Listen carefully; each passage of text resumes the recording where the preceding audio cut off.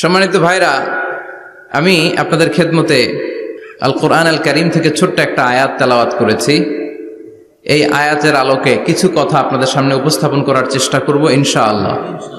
সবাই পড়েন ইনশাআল্লাহ। রব্বুল আলামিন ইরশাদ করছেন, ওয়ামা আরসালনাকা ইল্লা রাহমাতাল লিল আলামিন। মুখস্থ আছে না সবার?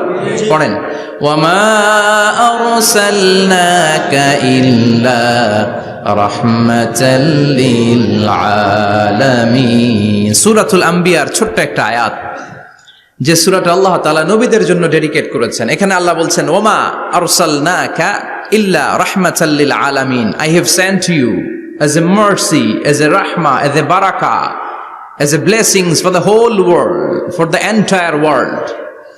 ও নবী, আপনি গোটা বিশ্বের জন্য রহমত, শুধু মানব গোষ্ঠীর জন্য না, শুধু দানব গোষ্ঠীর জন্য না, জিনদের জন্য না, প্রাণীকুলদের জন্য না, শুধু ফেরেশতাদের জন্য না, গোটা বিশ্বের জন্য বিশ্বনবীকে রহমত বানিয়ে পাঠিয়েছে কে? সবার জন্য রহমত। খোশ মেজাজের মানুষ ছিলেন, নরম দিলের মানুষ ছিলেন। ফাবিমা রাহমাতিম মিনাল্লাহি লিনতা লাহুম ওয়ালাউ কুনতা ফাযযান গালিযাল কলবি লান ফাদ্দু মিন হাওলিক। আল্লাহ বললেন, ও নবী, আপনার হৃদয়টা বড় নরম, সফট হার্টেড মানুষ আপনি, কোমল হৃদয়ের মানুষ আপনি, খোশ মেজাজের মানুষ। বিশ্বনবী এত খোশ মেজাজের মানুষ ছিলেন, বিশ্বনবী যেখানেই যেতেন ওখানে মানুষের ভিড় হয়ে যেত। যেখানেই যেতেন পিছু পিছু লোকজন ছুটতো, কারণ খোশ মেজাজের, তো সফট হার্টেড, হৃদয়টা কোমল, ওনার সাথে কথাই বলতে মনে চায়, টাইম পাস করতে মনে চায়। আল্লাহু আকবার। বাচ্চাদের জন্য রহমত। ছোট বাচ্চারা বিশ্বনবীর সামনে যদি কখনো চলে আসতো, বিশ্বনবী ওনার কোমল হাতটা বাচ্চাদের মাথার মধ্যে হাত বুলিয়ে দিতে। এমন কোন বাচ্চা বিশ্বনবীর সামনে দিয়ে ক্রস করতে পারতো না যে বাচ্চার মাথায় বিশ্বনবী হাত বুলাতেন না। নাতিদেরকে অনেক আদর করতেন। হাসান আর হুসাইন রাইহানাতাইন, বিশ্বনবীর সুগন্ধি। হাসান বিশ্বনবীর কোলে উঠলে সাইয়েদনা হুসাইন কোলে ওঠার জন্য কান্না করতেন, আবার হুসাইন কোলে উঠলে হাসান কান্না করতেন। আবার সাইয়েদনা হাসান বিশ্বনবীকে ঘোড়া বানিয়ে বিশ্বনবীর পিঠের উপরে বসে বিশ্বনবীর চুল ধরে টেনে টেনে খেলা করতে। বিশ্বনবী ঘোড়া, আর ঘোড়ার বাদশা হচ্ছে হাসান। সুবহানাল্লাহ পড়বেন না? কি খুনসুটি, কি সম্পর্ক! স্ত্রীদের সাথে ভালো আচরণ, কম্প্যানিয়ন্স যারা আছে সাথীদের সাথে ভালো আচরণ, সবার সাথে ভালো আচরণ, সবার জন্য রহমত। এজন্য আল্লাহ বললেন, ওয়ামা আরসালনাকা ইল্লা রাহমাতাল লিল আলামিন। I have sent you as a mercy for the entire universe.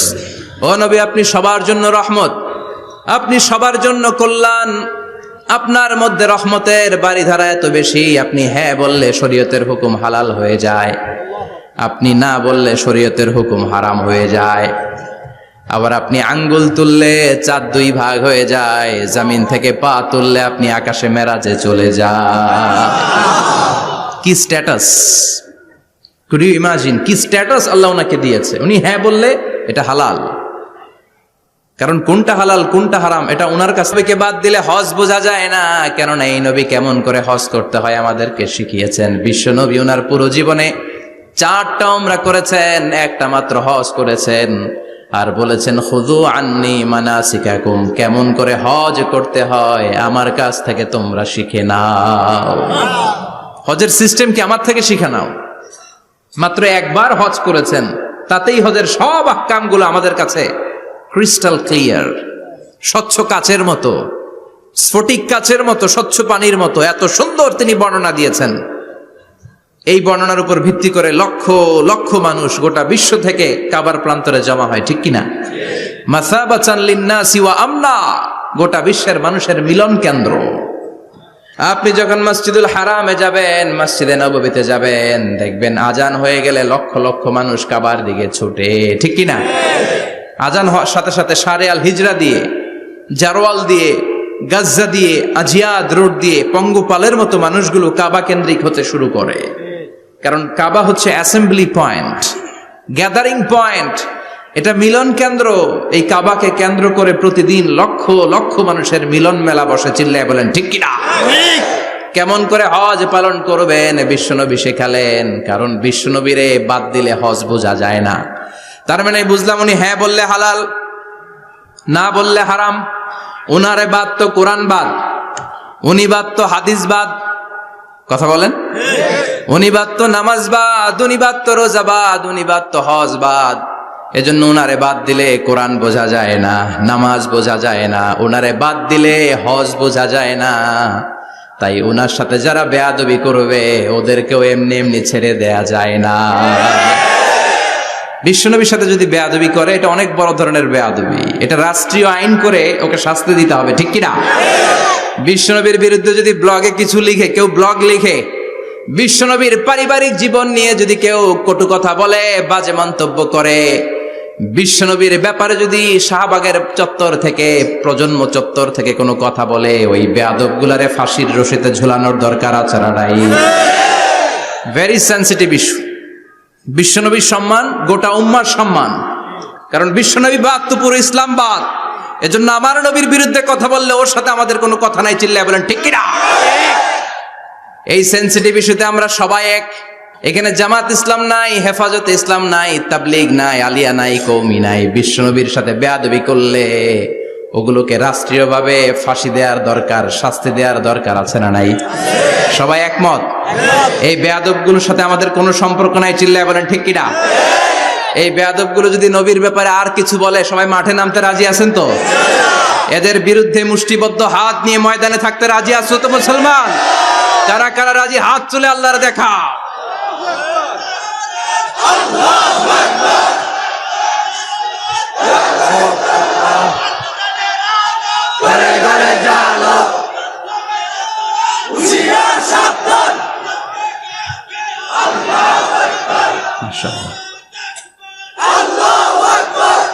আল্লাহ তুমি কবুল করো।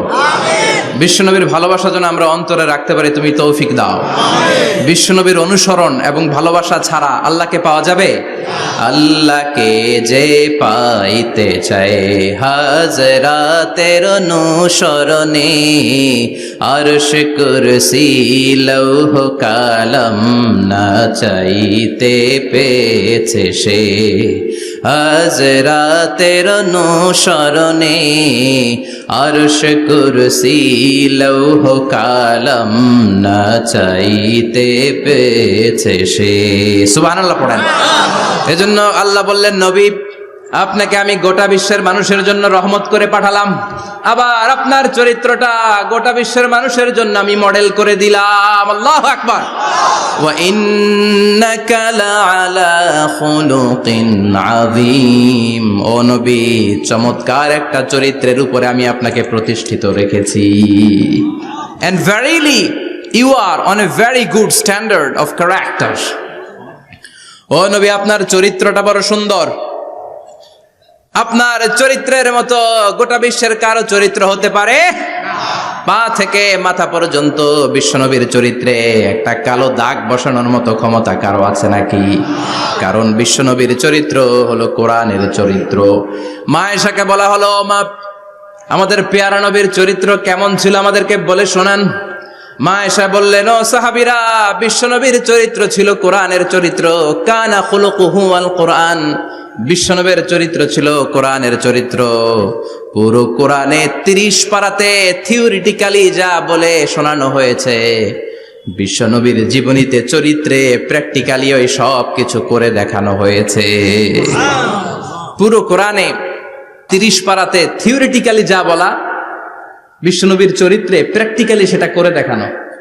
সুবহানাল্লাহ বাড়িতে যা বলেন। আবার বিশ্বনবীর আরেক স্ত্রী উম্মে সালামা বলতেন, ইনদামা ইয়ামশি রাসূলুল্লাহ আলাল আরদি কাআন্নাল কুরআনা ইয়ামশি আলাইহি। যখন বিশ্বনবী রাস্তার উপর দিয়ে হেঁটে যেত, মনে হয় কোরআন শরীফটা রাস্তার উপর দিয়ে হেঁটে হেঁটে যায়। কোরআনুল কারীম রাস্তা দিয়ে হেঁটে হেঁটে যাচ্ছে, মনে হচ্ছে যে এটা বিশ্বনবী নয়, এটা জীবন্ত কোরআন। পড়েন আল্লাহু আকবার। এজন্য এই নবীকে আল্লাহ এমন স্ট্যাটাস দিয়েছেন, পৃথিবীর কোন নবীকে তেমন স্ট্যাটাস দিয়েছে নাকি? না। এই নবীকে আল্লাহ এমন মর্যাদা দিয়েছে, গোটা বিশ্বের কাউকে এমন মর্যাদা দিয়েছে নাকি? এমন কিছু গুণাবলী ক্যারেক্টারিস্টিক্স আল্লাহ বিশ্ব নবীকে দিয়েছে, পৃথিবীর কোন নবীকে সেগুলো দেয় নাই। সুবহানাল্লাহ। খুশি না বেজার? খুশি তো সবাই। কি দিয়েছেন, কি স্পেশাল এক্সট্রা স্ট্যাটাস আল্লাহ তাআলা বিশ্ব নবীকে দিয়েছেন আমরা শুনি। এক নাম্বার স্ট্যাটাস হলো সাহিবু শাক্কি সাদর। বিশ্ব নবীর সিনা চাক হয়েছে, পৃথিবীর কোন নবীর সেটা হয় নাই। সুবহানাল্লাহ। দুইবার হয়েছে এটা বিশ্ব নবীর জীবনে। হালিমাতু সাদিয়ার বাড়িতে যখন দুধ পান করতে গিয়েছিল তখন হয়েছিল, আবার মেরাজের রাতে হয়েছিল। উম্মে হানির ঘর থেকে চলে সাইয়েদনা জিবরাইল বিশ্ব নবীকে হাতিমে কাবায় শুইয়ে দিলেন। এরপর গলার নিচ থেকে শুরু করে নাভি পর্যন্ত বুকটা কেটে ফেললেন, বিশ্ব নবীর হৃদয়টাকে বের করলেন, জামজামের পানি দিয়ে ধৌত করলেন, আবার পেটের ভেতরে হৃদয়টাকে ঢুকিয়ে দিলেন। দিস ইজ কল্ড শাক্কে সাদার। উর্দু ফার্সিতে বলে সিনা চাক, ইংরেজিতে বলে ওপেন হার্ট সার্জারি। সুবহানাল্লাহ পড়বেন না? আমাদের অনেকের ওপেন হার্ট সার্জারি হয় না, গলা থেকে নাভি পর্যন্ত কাটা, সেলাই করে দিলে আবার বাঁচে। এটা বিশ্বনবীর সিনা চাক থেকে আবিষ্কার হয়েছে। পড়েন আল্লাহু আকবার। যে সমস্ত সাহাবারা বিশ্বনবীকে খালি গায়ে দেখেছে, উদম গায়ে দেখেছে, তারা বর্ণনা করেছে দুইটা কাপড় মাঝখান দিয়ে সেলাই করলে যেমনি দাগ দেখা যায়, আমরা বিশ্বনবীর গলা থেকে নাভি পর্যন্ত এরকম সেলাইয়ের দাগ দেখতে পেয়েছি।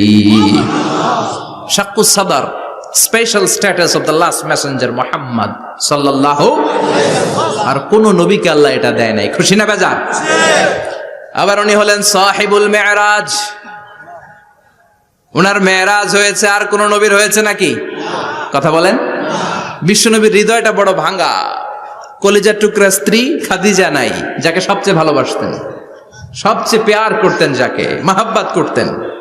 এবং সাইয়েদাতুনা খাদিজার জন্য বিশ্বনবী মা আয়েশাকে ধমকও দিয়েছেন। সাইয়েদাতুনা খাদিজার কথা যখন বিশ্বনবী বলে বেড়ায় মা আয়েশার কাছে, খাদিজার কথা বললে মা আয়েশা বলতেন, ও নবী, কোন জাহিলি যুগে এক বুড়ি মহিলার সাথে আপনার বিয়ে হয়েছিল, মরে গিয়েছে, কবরে শুয়ে আছে। ওই মহিলার পরে কত সুন্দরী সুন্দরী নারীরা আমরা আপনার ঘরে আসলাম, তারপরে ওই বুড়ির কথা আমাদেরকে বলেন কেন? ওই বুড়ির কথা শোনান কেন? বিশ্বনবী রেগে গেলেন। সাইয়েদাতুনা খাদিজাকে বুড়ি বলার কারণে বিশ্বনবী মা আয়েশার চোয়ালটা এইভাবে চেপে ধরেছে। কোনদিন স্ত্রীর গায়ে হাত তোলেননি, শুধু এই একবার খাদিজাকে বুড়ি বলার কারণে মা আয়েশার থুতনি চেপে ধরেছিলেন। আল্লাহু আকবার। আবার বিশ্বনবী বলতেন, রুজিকতু হুব্বাহা, খাদিজার ভালোবাসা আল্লাহ আমার হৃদয়ে ঢুকিয়ে দিয়েছে। আবার বিশ্বনবী দোয়া করলে বলতেন, ও আল্লাহ, ওই কিয়ামতের ময়দানে যেদিন বন্ধু বন্ধুরে চিনবে না, বাবা ছেলেরে চিনবে না, মা তার মেয়েরে চিনবে না, পীর সাহেব মুরিদরে চিনবে না, মুরিদ পীর সাহেবরে চিনবে না, ওই কঠিন দিনে যেন আমি আমার কলিজার টুকরা খাদিজারে ভুলে না যাই। ওই কঠিন দিনে আমি যেন আমার খাদিজারে চিনতে পারি। সুবহানাল্লাহ। তার মানে ভালোবাসা বেশি না কম? সাইয়েদাতুনা খাদিজা ইন্তেকাল করলেন, জাবালে হাজুনের পাশে ওনার কবর। যারা হজ উমরা করতে গিয়েছেন দেখেছেন না, মক্কায় একটা কবর আছে, এটা মাকবারাতুল মা'লা। মা'লা, কিন্তু এটারে বাংলাদেশিরা বলে জান্নাতুল মুআল্লা। কি বলে? এটারে জান্নাতুল মুআল্লা বলবেন না, কারণ এই কবরস্থানে অনেক কাফির মুশরিকেরও কবর আছে, তো ওদের কবরস্থান কি জান্নাত হইতে পারে? এটাকে মাকবারা বলবেন। মাকবারা মা'লা বা মুআল্লা, আর মদিনায় হচ্ছে মাকবারাতুল বাকিয়া। মুআল্লা কবরস্থান মক্কায়, আর বাকি কবরস্থান মদিনায়। এর পাশে বিশাল এক পাহাড়, হেরেম শরীফ থেকে দেখা যায় জাবালে হাজুন, এর পাদদেশে বিশ্বনবী নিজ হাতে সাইয়েদাতুনা খাদিজাকে কবর দিয়েছেন। কবর দিয়ে সবাই চলে যায়, বিশ্বনবী যায় না। দাঁড়িয়ে দাঁড়িয়ে কাঁদতে লাগলেন। সাইয়েদনা আবু বকর বলে, নবী চলেন ঘরে ফিরে যাই। বিশ্বনবী বললেন, তুমি যাও, আমি যাব না। যেই মহিলাটাকে এইমাত্র কবর দিলাম সাধারণ মহিলা না, আমার বিপদের দিনের সঙ্গিনী খাদিজা। আজীবন আমাকে ছাতার মতো শেল্টার দিয়েছে, সমস্ত সম্পদ আমার পায়ের সামনে বিছিয়ে দিয়েছে রে আবু বকর। তোমার মনে চায় ঘরে ফিরে যাও, আমি দাঁড়িয়ে থাকবো। এখনই খাদিজার কবরের 3টা প্রশ্ন করা হবে। আমি খাদিজার পক্ষ থেকে 3টা প্রশ্নের জবাব দিয়ে তারপরে ঘরে ফিরে যাব রে আবু বকর। সাইয়েদনা জিবরাইল এসে বললেন, ইয়া রাসূলুল্লাহ, ইয়া হাবিবাল্লাহ, দাঁড়িয়ে থাকার দরকার নাই, আবু বকরের সাথে চলে যান। রব্বুল আলামিন বলেছেন ওই কবরের 3টা প্রশ্নের জবাব দিতে যদি খাদিজার সমস্যা হয়, আরশের উপর থেকে 3টা কবরের প্রশ্নের জবাব আল্লাহ নিজেই দিয়ে দিবে। কি প্যার করতেন বিশ্বনবীকে। সাইয়েদাতুনা খাদিজা ইন্তেকাল করলেন, চাচা আবু তালেব ইন্তেকাল করল। দাওয়াত দেওয়ার জন্য বিশ্বনবী ওই তায়েফের ময়দানে গেলেন। তায়েফের ছেলেরাও পাথর মেরে বিশ্বনবীর দেহটারে ঝাঁঝরা করে দিল। বলেন ঠিক কিনা? খেয়ে না খেয়ে দিন প্রচারের কাজে নিজেকে দিয়েছ বিলিয়ে, তায়েফের কাফিরেরা চিনল না সে আলো, দুষ্ট ছেলেদের পিছু দিল লেলিয়ে। পাথরের আঘাতে ক্ষত বিক্ষত হয়ে সারা শরীর থেকে রক্ত ঝরে। হে রাসূল তোমাকে ভুলি আমি কেমন করে, হে রাসূল তোমাকে ভুলি আমি কেমন করে। ঠিক কি না? খাদিজা নাই, আবু তালেব নাই, তায়েফে যে মার খেয়ে আসলেন, অন্তরটা একেবারে ভাঙা, আর মন বসে না, কিচ্ছু ভাল লাগে না। বিশ্বনবীর মনের ভেতরে হাহাকার। বিশ্বনবীর মনে হলো ডানে বায়ে দুনিয়ায় আমার মনে হয় কেউ নাই। বিশ্বনবী দুনিয়ায় বসে কষ্ট পায়, আরশের উপর থেকে এগুলো দেখে কে? আল্লাহ প্ল্যান করছেন কেমন করে আমার বন্ধুর মনটারে ভালো করা যায়। বিশ্বনবীকে স্পেশাল সারপ্রাইজ দেওয়ার জন্য আল্লাহ প্ল্যান করলেন। জিব্রাইল ডেকে বললেন, ও জিব্রাইল, আমার পেয়ারা নবীকে স্পেশাল সারপ্রাইজ দিব, কিন্তু এই সারপ্রাইজের গিফটটা তোমার হাত দিয়ে আমি দিতে চাই না, তুমি দিয়ে আসলে হবে না। আমার পেয়ারা নবীকে দুনিয়া থেকে টান দিয়ে আমার আরশের উপরে নিয়ে আসো।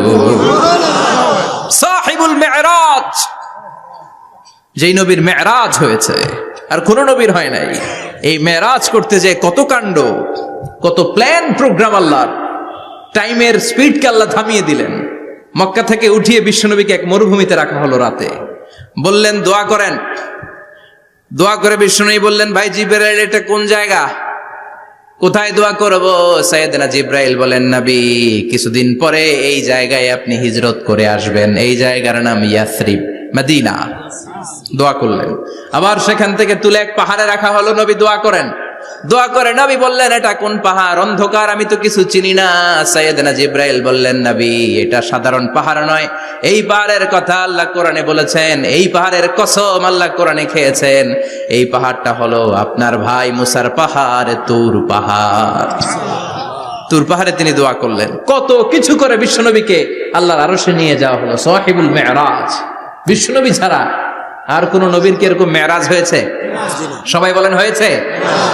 এরপর উনি হলেন সাহিবুস শাফা, শাফাতের মালিক। বিশ্বনবী ছাড়া কিয়ামতের ময়দানে কেউ আমাদের জন্য সুপারিশ করতে পারবে না। পাগল হয়ে যাব আমরা। সূর্যটা মাথার কাছে, ক্ষুধায় তৃষ্ণায় জিহ্বাটা কুকুরের মতো বের হয়ে ঝুলতে থাকবে। মাথার মগজগুলো গলে গলে নাকের ছিদ্র দিয়ে, কানের ছিদ্র দিয়ে বেয়ে বেয়ে পড়তে থাকবে। বাবা ছেলের দেখলে দিবে দৌড়, বলবে চিনি না, ইয়া নাফসি, আল্লাহ আমারে বাঁচাও। ঠিক কিনা? পীর সাহেব মুরিদ রে বলবে চিনি না, মুরিদ পীর সাহেব রে বলবে চিনি না, ভাই ভাই রে চিনবে না। সব নবী আর সব উম্মতের একটাই জিকির, ইয়া নাফসি, ইয়া নাফসি। নবীও জিকির করে ইয়া নাফসি, উম্মতও জিকির করে ইয়া নাফসি। সবাই সাইয়েদনা আদম রে ধরবে, সাইয়েদনা আদম বলবে আমি পারবো না। নূহের কাছে যাও, সাইয়েদনা নূহ বলবে পারবো না। ইব্রাহিমের কাছে যাও, সাইয়েদনা ইব্রাহিম বলবে পারবো না। মুসা আলাইহিস সালামের কাছে যাও, মুসা আলাইহিস সালাম বলবেন পারবো না। ঈসা আলাইহিস সালামের কাছে যাও, সাইয়েদনা ঈসা আলাইহিস সালাম বলে এত জায়গায় ঘুরে লাভ নাই, জায়গা মতো যাও মিয়া, জায়গা মতো যাও। মাকামে মাহমুদে বিশ্বনবীকে সেজদায় পড়ে থাকতে দেখবা। ওই নবী ছাড়া আজকের এই ভয়ঙ্কর আমাদের সবার বিপদের দিন। এই বিপদের দিনে আল্লাহর সামনে দাঁড়িয়ে কথা বলার মতো সাহস আজকে কারো নাই। বিশ্বনবী কাঁদতে থাকবেন, সেজদায় পড়ে কাঁদবেন। সবার জিকির ইয়া নাফসি, ইয়া নাফসি। বিশ্বনবীর জিকির ইয়া উম্মতি। কাঁদতে কাঁদতে নবী আমার বেহুশ। সবাই বিশ্বনবীর চারদিকে দাঁড়িয়ে থাকবে গোল হয়ে। আমার নবী মাকামে মাহমুদে সেজদায় পড়ে থাকবে। বিশ্বনবীর কান্না দেখে আল্লাহর সহ্য হবে না। আল্লাহ বলবে, না নবী ইরফা রাসাক, মাথা উঠান, আর সইতে পারি না। সাল তোতা, এবার চান, কি লাগবে আপনার সব দেব। ওয়াশফা তুশাফা, যার জন্য সুপারিশ করবেন তাকেই জান্নাত দিয়ে দেব। বিশ্বনবী বলেন লিকুল্লি নাবিয়িন দাওয়া মুস্তাজাবা, সব নবীর দুনিয়াতে একটা স্পেশাল দোয়া ছিল, এটাকে বলে দাওয়া মুস্তাজাবা। এই দোয়াটা করলেই কবুল করে নিয়েছে কে? আল্লাহ। সব নবীর ওই দোয়াটা দুনিয়াতেই করেছেন, শুধুমাত্র কেবলমাত্র বিশ্বনবী তার স্পেশাল দোয়াটা আজ পর্যন্ত এখন পর্যন্ত করে নাই। বিশ্বনবী বলেন ওয়া ইন্নী আখতাবিউ দাওয়াতি শাফাআতান লি উম্মতি ইয়াউমাল কিয়ামাহ, আমি আমার দোয়াটা, আমি আমার স্পেশাল সাপ্লিকেশনটা কিয়ামতের দিন কঠিন মুসিবতের কালে তোমরা যখন বিপদে পড়ে যাবা, আমার স্পেশাল দোয়াটা ওই দিন করে আমি তোমাদের সুপারিশ করে জান্নাতে পাঠায়া দেব। সাহিবুশ শাফাআহ, বিশ্বনবী ছাড়া কথা বলার মতো ক্ষমতা, স্পর্ধা, সাহস সেদিন কারো থাকবে না। চিৎকার করে বলেন ঠিক কিনা? আবার উনি সাহিবুল কাউসার, উনি কাউসারের মালিক। আল্লাহ ওনাকে কাউসার দিবেন। অন্য নবীদেরও দিয়েছে না? কথা বলেন, কাউসার দিয়েছে। কি মজার পানি, আহলা মিনাল আসাল, মধুর চাইতেও মিষ্টি, সুইটার দেন হানি, মধুর চাইতেও মিষ্টি। আব্রাদু মিনাস সালজ, বরফের চাইতেও ঠান্ডা। আবিয়াদু মিনাল লাবান, দুধের চাইতেও সাদা। এক ঢোক যে পান করবে আজীবনের জন্য তৃষ্ণা চলে যাবে। সাহিবুল কাউসার, তৃষ্ণার চোটে আমরা পাগল পারা হয়ে বিশ্বনবীর কাউসারের দরবারে যাব। বিশ্বনবী পেয়ালার মধ্যে করে করে আমাদেরকে কাউসার পিলাবেন। এই কাউসারের ক্ষমতাও রব্বুল আলামিন পৃথিবীর কোন নবীকে দেন নাই। সব নবীরাও বিশ্বনবীর কাছে চেয়েছে কাউসার সেদিন খাবে। সুবহানাল্লাহ পড়বেন না? সাহিবুল কাউসার, সাহিবুল মিরাজ, সাহিবুশ শাফাআহ, সাহিবুল মাকাম আল মাহমুদ। আজানের পরে দোয়াতে বলি না, আতি মুহাম্মাদিনিল ওয়াসিলাতা ওয়াল ফাদিলা ওয়া বা'আসহু মাকামান মাহমুদা। ও আল্লাহ, আমার নবীর আপনি মাকামে মাহমুদ দেন। মুফাসসিরিন ইকরাম, মুহাদ্দিসিন ইকরাম এই মাকামে মাহমুদ কি এটার ব্যাখ্যা করতে যে হয়রান হয়েছেন। কেউ বলেছেন কিয়ামতের ময়দানে বিশাল একটা সিংহাসন, কেউ বলেছে জান্নাতের মধ্যে একটা সিংহাসন, কেউ বলেছে না না, আমার আল্লাহর আরশের পাশে স্পেশাল একটা জায়গা আছে, ওই জায়গাটার নাম হলো মাকামে মাহমুদ। ওখানে বিশ্বনবী বসবেন। এই নবীর সাথে কারো স্ট্যাটাসের কোনো তুলনা চলে? কথা বলতে হবে। এই নবীরে গালি দিলে কলিজায় আগুন লাগে না? এই নবীর বিরুদ্ধে কথা বললে মুসলমান সইতে পারে? এমন স্ট্যাটাস আল্লাহ বানালেন, এত মর্যাদা আল্লাহ দিলেন, এত সম্মান দিলেন, গোটা বিশ্বের কোন নবীরে দেয় নাই। আবার বিশ্বনবী বলতেন নুসিরতু বির-রু'বি মাসিরাতা শাহর, আমাকে আল্লাহ ভয় দিয়ে সাহায্য করেছেন। আমি যেই জায়গায় দাঁড়িয়ে থাকি, আমার ডানে বায়ে সামনে পেছনে 1 মাসের জায়গা পর্যন্ত কোনো কাফির আমার সামনে আসতে পারে না ভয়ে। 1 মাসের জায়গা পর্যন্ত কোনো কাফির যদি দাঁড়ায় থাকে, বিশ্বনবীর জন্য ভয়ে তার কলিজায় ধুকধুকানি শুরু হয়ে যায়। ধরেন আমি ওনারে ভয় পাই, কাছে আসলেই না ভয়, দূরে গেলে তো আমি পালোয়ান, ঠিক কিনা? উনি আছে কোম্পানিগঞ্জ বাজারের ওইদিকে, আমি এদিকে, আমি পালোয়ান, স্বাস্থ্যের সমস্যা নাই, ঠিক কিনা? কারণ কাছে নাই। কিন্তু বিশ্বনবী এমন পাওয়ারফুল ছিলেন, কাছে আর দূরে কোনো কথা না, ডানে বায়ে সামনে পেছনে 1 মাসের দূরত্ব। এই লোকেশনের মধ্যে যদি কোনো কাফির মুশরিকের আন্ডা বাচ্চা থেকে থাকে, বিশ্বনবীর ব্যাপারে ভয় তাদের অন্তরের মধ্যে ঢুকিয়ে দেয় কে? এজন্য বিশ্বনবীর সাথে কারো মর্যাদার কোনো তুলনা চলে না। বিশ্বনবী আমাদের মডেল। আমাদের মডেল কে? কথা বলেন, সবাই বলেন বিশ্বনবী। আপনাদের মনোযোগ আছে না গেছে? জিমায় পড়তেছেন মনে হয়। এটা কিন্তু ক্লাস। আমি সবসময় বলি আমার আলোচনা ক্লাসের মতো মনে করবেন, because I consider all the sitting person in front of me, beside me as a student.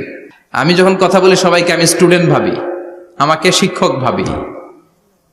আমার আগে যিনি কথা বলেছেন তখন উনি ছিলেন আমাদের শিক্ষক, আমার পরে কেউ বললে উনি শিক্ষক, আমরা ছাত্র, ঠিক কিনা?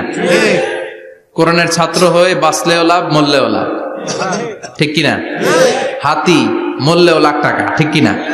কোরআনের স্টুডেন্ট বাঁচলেও লাভ, কোরআনের ছাত্র হয়ে মরলেও।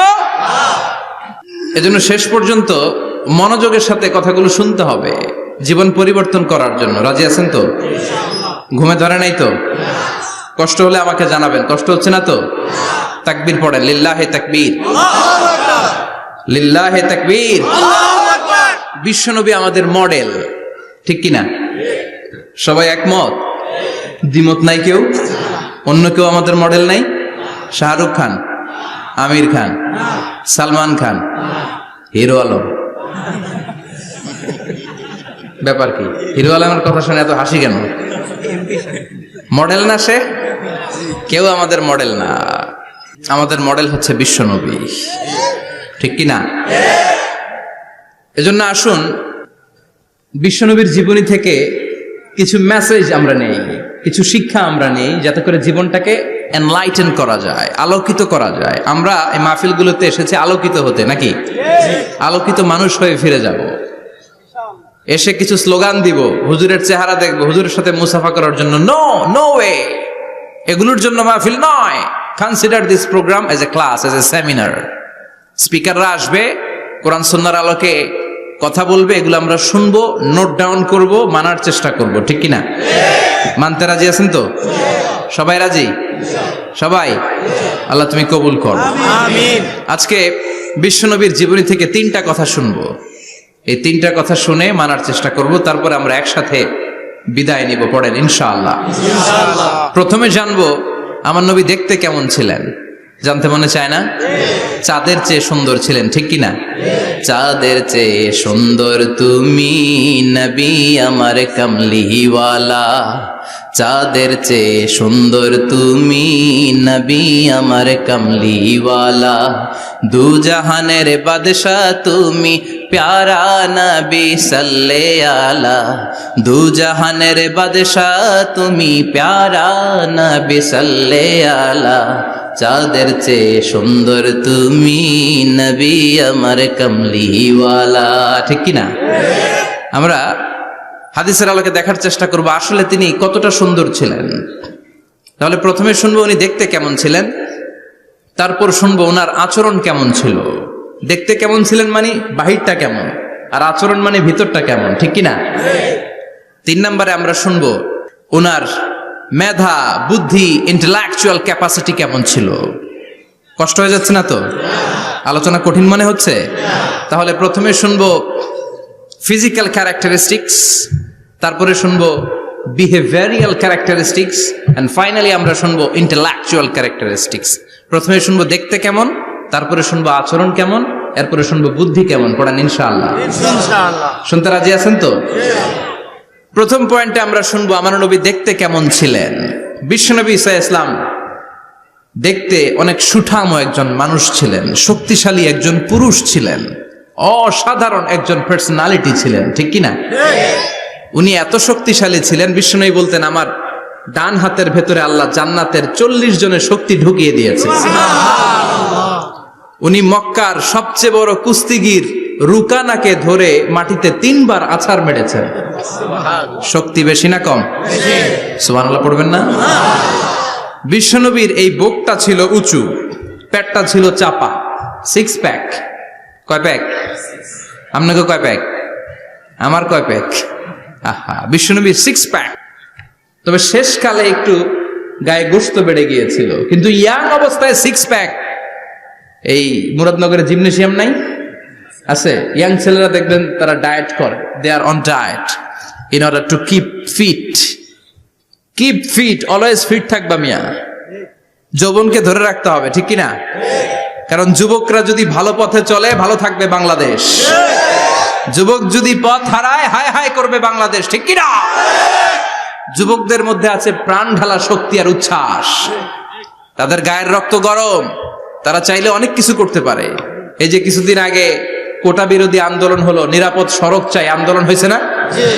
আমি অবাক হয়েছে। আমি মালয়েশিয়াতে ছিলাম, ছোট্ট ছোট্ট ছেলে মেয়েরা কেমন করে রাস্তায় চলতে হয়, দুঃখজনক হলেও সত্যি, আমাদের পুলিশ পোশাকি বাহিনী করে দেখাইতে পারে নাই। ছোট্ট ছোট্ট শিশুরা আমাদেরকে লজ্জিত করেছে, চিৎকার করে, বলেন ঠিক কিনা? কিন্তু এত সুন্দর ইনিশিয়েটিভ নেয়ার পরে আমাদের পক্ষ থেকে যে আচরণ পাওয়ার কথা ছিল, এটা তারা পায় নাই। কথা বলেন। কিছুদিন আগে নোয়াখালী বিজ্ঞান ও প্রযুক্তি বিশ্ববিদ্যালয়ে আমি দেখে অবাক, সেখানকার যুবকরা ইনিশিয়েটিভ নিয়েছে যে হাজার হাজার ছেলে মেয়েরা ভর্তি পরীক্ষা দিতে আসবে, এদেরকে আমরা ফ্রিতে খাওয়াবো, ফ্রিতে থাকতে দেব, নোয়াখাল্লা করে গালি দিয়েন না, আগে আগমত করে দেখান। অসাধারণ কাজ করেছে, গোটা বিশ্ব দেখেছে, ঠিক কি না? কুমিল্লার সন্তানরাও পারে, চট্টগ্রামের ছেলেরাও পারে, বরিশালের ছেলেরাও পারে। যুবকদেরকে শুধু এক হতে দেয়া দরকার। যুবকরা যদি এক হতে পারে তাহলে সমাজে আর কোনো অন্যায় অনাচার থাকতে পারে না। বিশ্বনবী যখন যুবক একটা সংগঠন করেছিলেন, নাম হালাফুল ফুদুল। হালাফুল ফুদুল করেছিলেন, ওনার বয়সের 15-20 বছরের সবাইকে এক প্ল্যাটফর্মে নিয়ে এসেছেন, হাতে হাত রেখে শপথ করেছেন, দে টুক অ্যান ওথ, কোনো টেন্ডারবাজি চলবে না, চাঁদাবাজি চলবে না, মাস্তানি চলবে না, ইফটিজিং চলবে না, মেয়েদের ওন্না ধরে টানাটানি চলবে না, খাদ্যে ভেজাল চলবে না, ওজনে কম চলবে না, অন্যায়গুলো সমাজ থেকে দূর করে দিতে হবে। চিৎকার করে বলেন ঠিক কিনা? এজন্য যুবকরা যদি ইসলাম মানে ভালো থাকবে বাংলাদেশ, যুবকরা যদি কোরআন মানে নিরাপদে থাকবে আমার লাল সবুজের পতাকা। এজন্য যুবকদেরকে সংঘবদ্ধ হতে হবে, যুবকদের জন্য ইসলাম প্র্যাকটিস করার সুযোগ আমাদের জন্য বাড়াইতে হবে। এজন্য যুবক ভাইয়েরা অলওয়েজ কিপ ফিট, এক্সারসাইজ করবা, খেলাধুলা করবা, জিমনেশিয়ামে যাবা, কারণ আল মুমিন আল কবি খায়রুম মিনাল মুমিন আদ দাঈফ। বিশ্বনবী বলেছেন শক্তিশালী মুমিন দুর্বল মুমিনের চাইতে আল্লাহর কাছে অনেক বেশি প্রিয়। সুবহানাল্লাহ। কারণ আমরা যারা দুর্বল, জিহাদের ময়দানে আমরা এক দৌড় দিয়া বেহুশ, ঠিক কিনা? এই যে 71 সালে পাক হানাদার বাহিনীদের সাথে যুদ্ধ করছে কি বুড়া মানুষেরা? না, আমার দামাল ছেলেরা, যুবক ভাইয়েরা। বিশ্বনবী সাল্লাল্লাহু আলাইহি ওয়াসাল্লাম অলওয়েজ ফিট থাকতেন। আমরা শুনছিলাম উনি দেখতে কেমন ছিলেন? 6 প্যাক ছিলেন। কি ছিলেন? 6 প্যাক বুঝেন তো? এখানে 6টা প্যাক থাকে, মুরব্বীরা কয় না বুঝি না। আচ্ছা, 6টা প্যাক মানে খুবই স্ট্রং, খুবই স্ট্রং ছিলেন। সুবহানাল্লাহ পড়েন। ওয়া কানা কাফফুহু আলিয়ানু মিনাদ দিবাজ। বিষ্ণুবীর হাত, এই হাতের তালু রেশমের কাপড়ের চেয়ে বেশি সফট ছিল। Softer than silk, softer than silk, সিল্কের চাইতে বেশি সফট। সিল্কের কাপড় চিনেন না? জর্জেটের কাপড় ধরতে কোমল লাগে, মোলায়েম লাগে। বিশ্বনবীর হাতের তালু এর চাইতে মোলায়েম। এই জন্য এই মোলায়েম হাত যদি কেউ মুসাফা করার সুযোগ পাইতো, কেউ আর হাত ছাড়তে চাইতো না। আর বিশ্বনবীর অভ্যাস ছিলেন, বিশ্বনবী কারোর সাথে মুসাফা করলে, যার সাথে মুসাফা করেছেন উনি হাত টেনে না নিলে বিশ্বনবী ওনার হাত টেনে নিতেন না। আল্লাহু আকবার পড়বেন না? কি অসাধারণ ব্যক্তিত্ব ছিল, হাতের তালু ছিল সফটার দেন সিল্ক। ওয়া কানা রাবাআতাম মিনাল কওম লাইসা বিত-তাবিল ওয়ালা বিল কাসীর। বিশ্বনবী দেখতে একজন মাঝারি গড়নের লোক ছিলেন, খুব লম্বাও না, খুব খাটোও না। খুব বেশি লম্বাদেরকে ভাল লাগে? কথা বলেন। তাকাইতে গেলে টুপি পরে যাওয়ার সম্ভাবনা আছে। খুব খাটো যারা, এদেরকেও কিন্তু দেখতে অতটা ভাল লাগে না। বিশ্বনবী ছিলেন ব্যালেন্সড, মাঝারি ধরনের। লাইসা বিত-তাবিল ওয়ালা বিল কাসীর। কিভাবে আল্লাহ চুজ করেছেন ওনার পেয়ারা হাবিবকে, পড়েন সুবহানাল্লাহ। ওয়া কানা আযহারাল লাউন, ফর্সা রঙের মানুষ ছিলেন, ব্রাইট কালার। কি কালার? Bright colour. সিভি যারা লিখেন কারিকুলাম ভিটা, ওইখানে স্কিন কালার লিখতে হয়।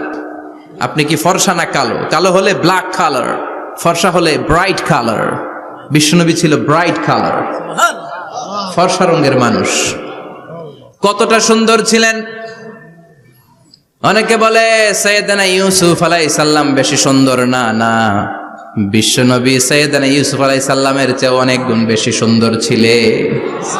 বিশ্বনবী বলতেন আনা মালিহুন ওয়া আখি ইউসুফু সাবিহুন। আমি বিশ্বনবী মালিহ। আলেম যারা আছেন উত্তর দেন আরবিতে। মিলহুন মানে কি? লবণ। তার মানে মালিহ মানে লাবণ্যময়। বিশ্বনবী লাবণ্যময় সুন্দর ছিলেন, আর ইউসুফ আলাইহিস সালাম সাদা সুন্দর ছিলেন। এদিকে লাবণ্যময়, এদিকে সাদা, কোনটা ভাল লাগবে? কথা কন। তার মানে বিশ্বনবীর গায়ের স্কিন ছিল ব্রাইট কালার, ফর্সা রঙের মানুষ ছিলেন, মাঝারি সাইজের মানুষ ছিলেন, 6 প্যাকের মানুষ ছিলেন। ওয়া কুবিদা ওয়া লাইসা ফি রাসিহি ওয়া লিহিয়াতিহি 20 শাআরা বাইদা। ইন্তেকালের আগে দাড়ি আর চুল মিলে 20টা দাড়ি চুলের বেশি পাকে নাই। সুবহানাল্লাহ পড়বেন না? দাড়ি আর চুল মিলে মোট পাক ছিল কয়টা? অনেকে বলে হুজুর স্বপ্নের ব্যাখ্যা দেন, কি স্বপ্ন দেখেছেন? তিনি বললেন, আমি স্বপ্নে দেখেছি একজন লোক আল্লাহ রাসূলের কবর থেকে উঠে এসেছে। তাই নাকি? উনি জানতে চাচ্ছে যে এটা আল্লাহ রাসূল কিনা। আমি বললাম, চেহারা কেমন দেখেছেন? বলে, হুজুর আমি দেখলাম ধবধবে সাদা দাড়ি, ধবধবে সাদা চুল। তার মানে উনি কি আল্লাহ রাসূলকে দেখেছে? না, আল্লাহ রাসূলের ধবধবে সাদা চুল ছিল না, ধবধবে সাদা দাড়ি ছিল না। এতেকালের আগে দাড়ি আর চুল মিলে পাক ছিল কয়টা? কোম্পানিগঞ্জের ভাইয়েরা মনে থাকবে? দাড়ি আর চুল মিলে পেকেছিল কয়টা? কেমন করে পাকবে? উনি তো জাইতুনের তেল মালিশ করতেন। সুবহানাল্লাহ। এজন্য আল্লাহ কসম করে বললেন, ওয়াত্তিনি ওয়াজ-জাইতুনি ওয়া তুরি সিনিন ওয়া হাদাল বালাদিল আমিন। তিন ফলের কসম, জাইতুনের কসম, এই তিন জাইতুন যারা খাবে তাদের দাড়ি চুল সহজে পাকবে না। জাইতুন চিনেন? Olive oil. জলপাই আছে না, আরব দেশের জলপাইকে বলে জাইতুন। তাম্বুতু বিদ্দিহিনি ওয়া সিবগিল লিল আকিলিন। এটার অনেক কাজ। এটা খাওয়া যায়, মালিশ করা যায়, আবার এই জাইতুনের ডাল ভেঙে মেসওয়াকও করা যায়। বলেন ঠিক কিনা? বিশ্বনবী বলতেন, নি'মা সিওয়াকিয়া জাইতুন, জাইতুনের ডালের মেসওয়াক কতই না চমৎকার মেসওয়াক। ফাইন্নাহা সিওয়াকি ওয়া সিওয়াকুল আমবিয়া মিন ক্বাবলি। কেননা জাইতুনের ডাল আমার মেসওয়াক, আর আমার আগে যত নবী দুনিয়া এসেছে সব নবীরা জাইতুনের ডাল দিয়ে মেসওয়াক করেছে। এই জাইতুনের তেল আপনারা বাজারে পাবেন। অলিভ অয়েল বলে জিজ্ঞেস করলে দিয়ে দিবে। কি অয়েল? এটা দাড়িতে মাখলে দাড়ি পাকে না, দেরিতে পাকে। চামড়ায় লাগালে ম্যাসেজ করলে চামড়ার ভাঁজগুলো পড়বে না, আপনার স্কিন সুন্দর থাকবে। বিশ্বনবী এটা মাখতেন। এজন্য দাড়ি আর চুল তেমন একটা পাকে নাই। আওয়াজ করে পড়তে হবে, আল্লাহু আকবার। তুলুশ শাআর ইলা শাহমাতাইল উযুন। এবার শুনি বিশ্বনবীর চুল কেমন ছিল। বিশ্বনবীর চুল মাঝে মাঝে এই কানের লতি বরাবর আসতো। ইলা শাহমাতাইল উযুন মানে বড় চুল রাখতেন। হেয়ার কাটটা ছিল লং হেয়ার কাট, মাঝে মাঝে কানের লতির মাঝামাঝি, আর কখনো কখনো কাঁধ বরাবর। ইলাল মানকিবাইন, তিন সিস্টেমে রাখতেন। কানের মাঝ, কানের লতি, কাঁধ বরাবর। ইয়াংরা মহা খুশি যে বড় চুল রাখার দলিল পাইছি। সুন্নতের নিয়তে রাখতে হবে, একটা ভদ্র কাটিং হইতে হবে।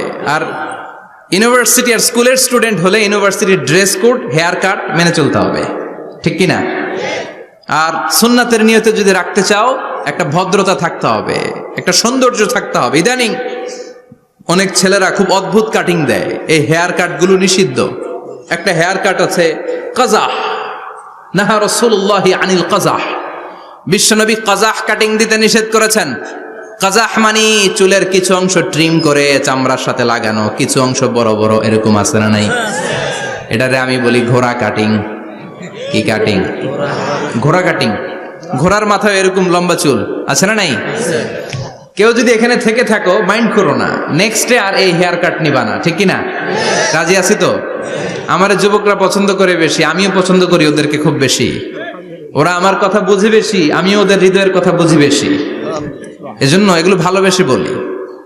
যদি কেউ নিয়ে থাকো এই নিষিদ্ধ হেয়ার কাট, সামনে আর নিবা না। ইনশাআল্লাহ পড়ো, আর জোরে ইনশাআল্লাহ। ওয়া কানা ইউফাররিকু বাইনা শা'রি। চুলের মাঝখানে বিশ্বনবী সিঁথি করতেন। আপনারা কাজী নজরুল ইসলামের ছবি দেখেছেন? দেখবেন যে উনি মাঝখানে সিঁথি করতেন। বিশ্বনবী এভাবে মাঝখানে সিঁথি করে সিঁথির মাঝখানে আতর ঢেলে দিতেন। কেন ঢেলে দিতেন? যেখানেই সেজদা দিতেন ওই জায়গায় আতরের ঘ্রাণে আমোদ হয়ে যেত। আরিদুস সদর, বুকটা ছিল প্রশস্ত। ওয়া কানা বাইনা কাতিফাইহি খাতামুন নবুওয়া, আর পিঠের মধ্যে কাজিররিল হাজালা, কবুতরের ডিমের মতো একটা মাহরুন নবুওয়া ছিল। উনি যে শেষ নবী, উনি যে প্রফেট, দ্য লাস্ট মেসেঞ্জার, এটা প্রমাণ আল্লাহ সিল মেরা দিছে। বাম দিকের কাঁধে, ডান দিকে না। কোন দিকে? সাহাবারা যারা এটা দেখেছেন তারা বলেছেন যে আমরা দেখেছি এর মধ্যে কিছু চুলও ছিল, একটু লালচে ছিল, একটু উঁচু ছিল।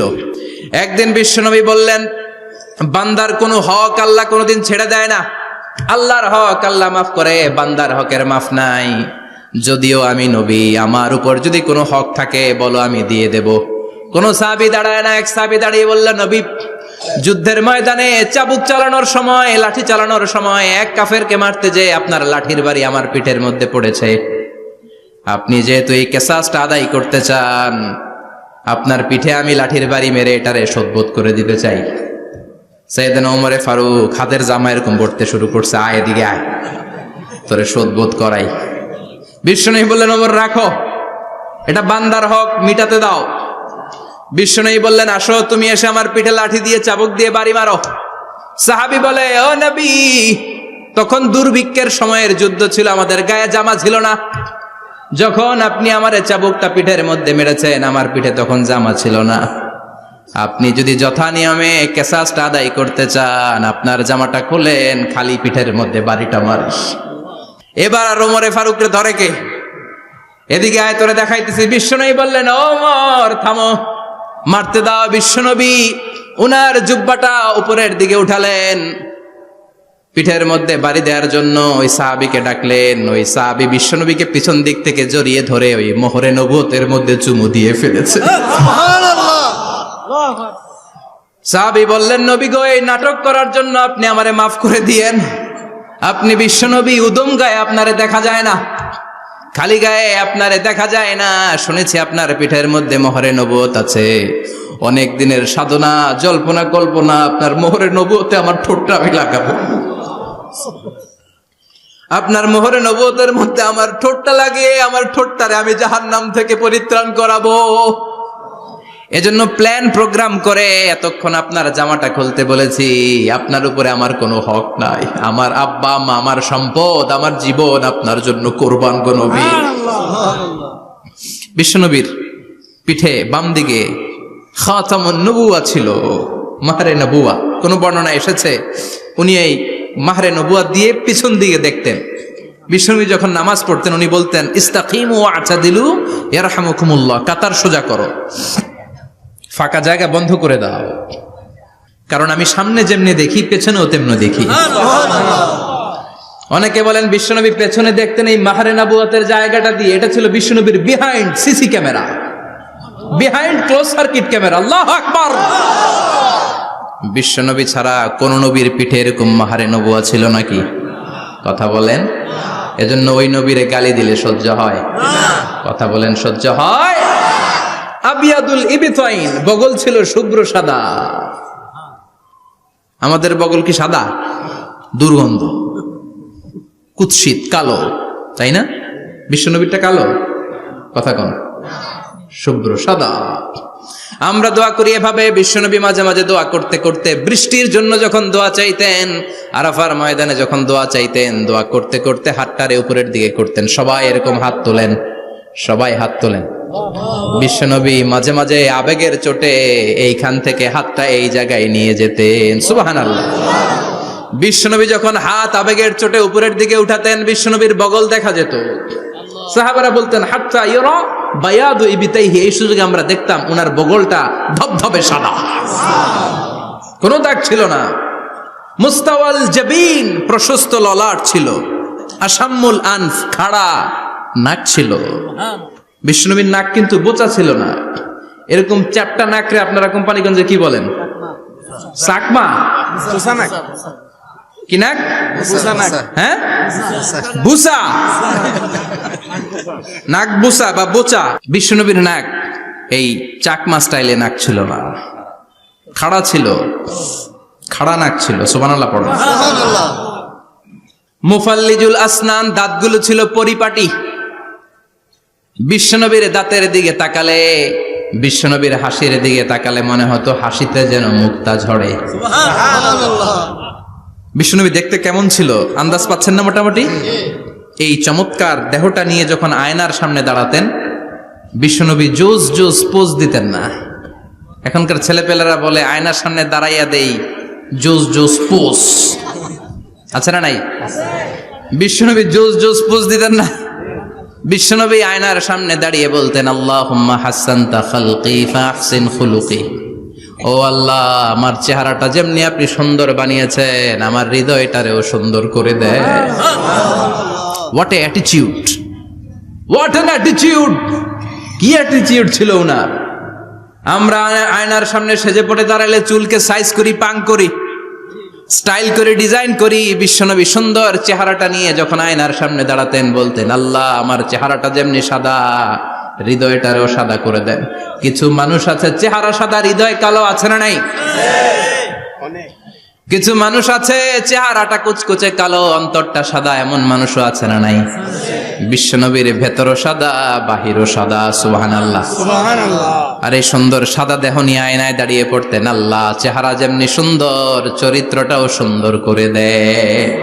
এজন্য আয়নার সামনে দাঁড়িয়ে এই দোয়ার দরকার আছে না নাই? পড়তে রাজি আছেন? মনে থাকবে না মাহফিল শেষ ভুলে যাবেন? মনে থাকবে? আয়নার সামনে আপনি যখন দাঁড়াবেন, আপনার স্ত্রী যখন দাঁড়াবে, আপনার বাচ্চারা যখন দাঁড়াবে, বলে দিবেন বাবা আয়নার সামনে দাঁড়ানোর দোয়া পড়ো। কত অসাধারণ দোয়া!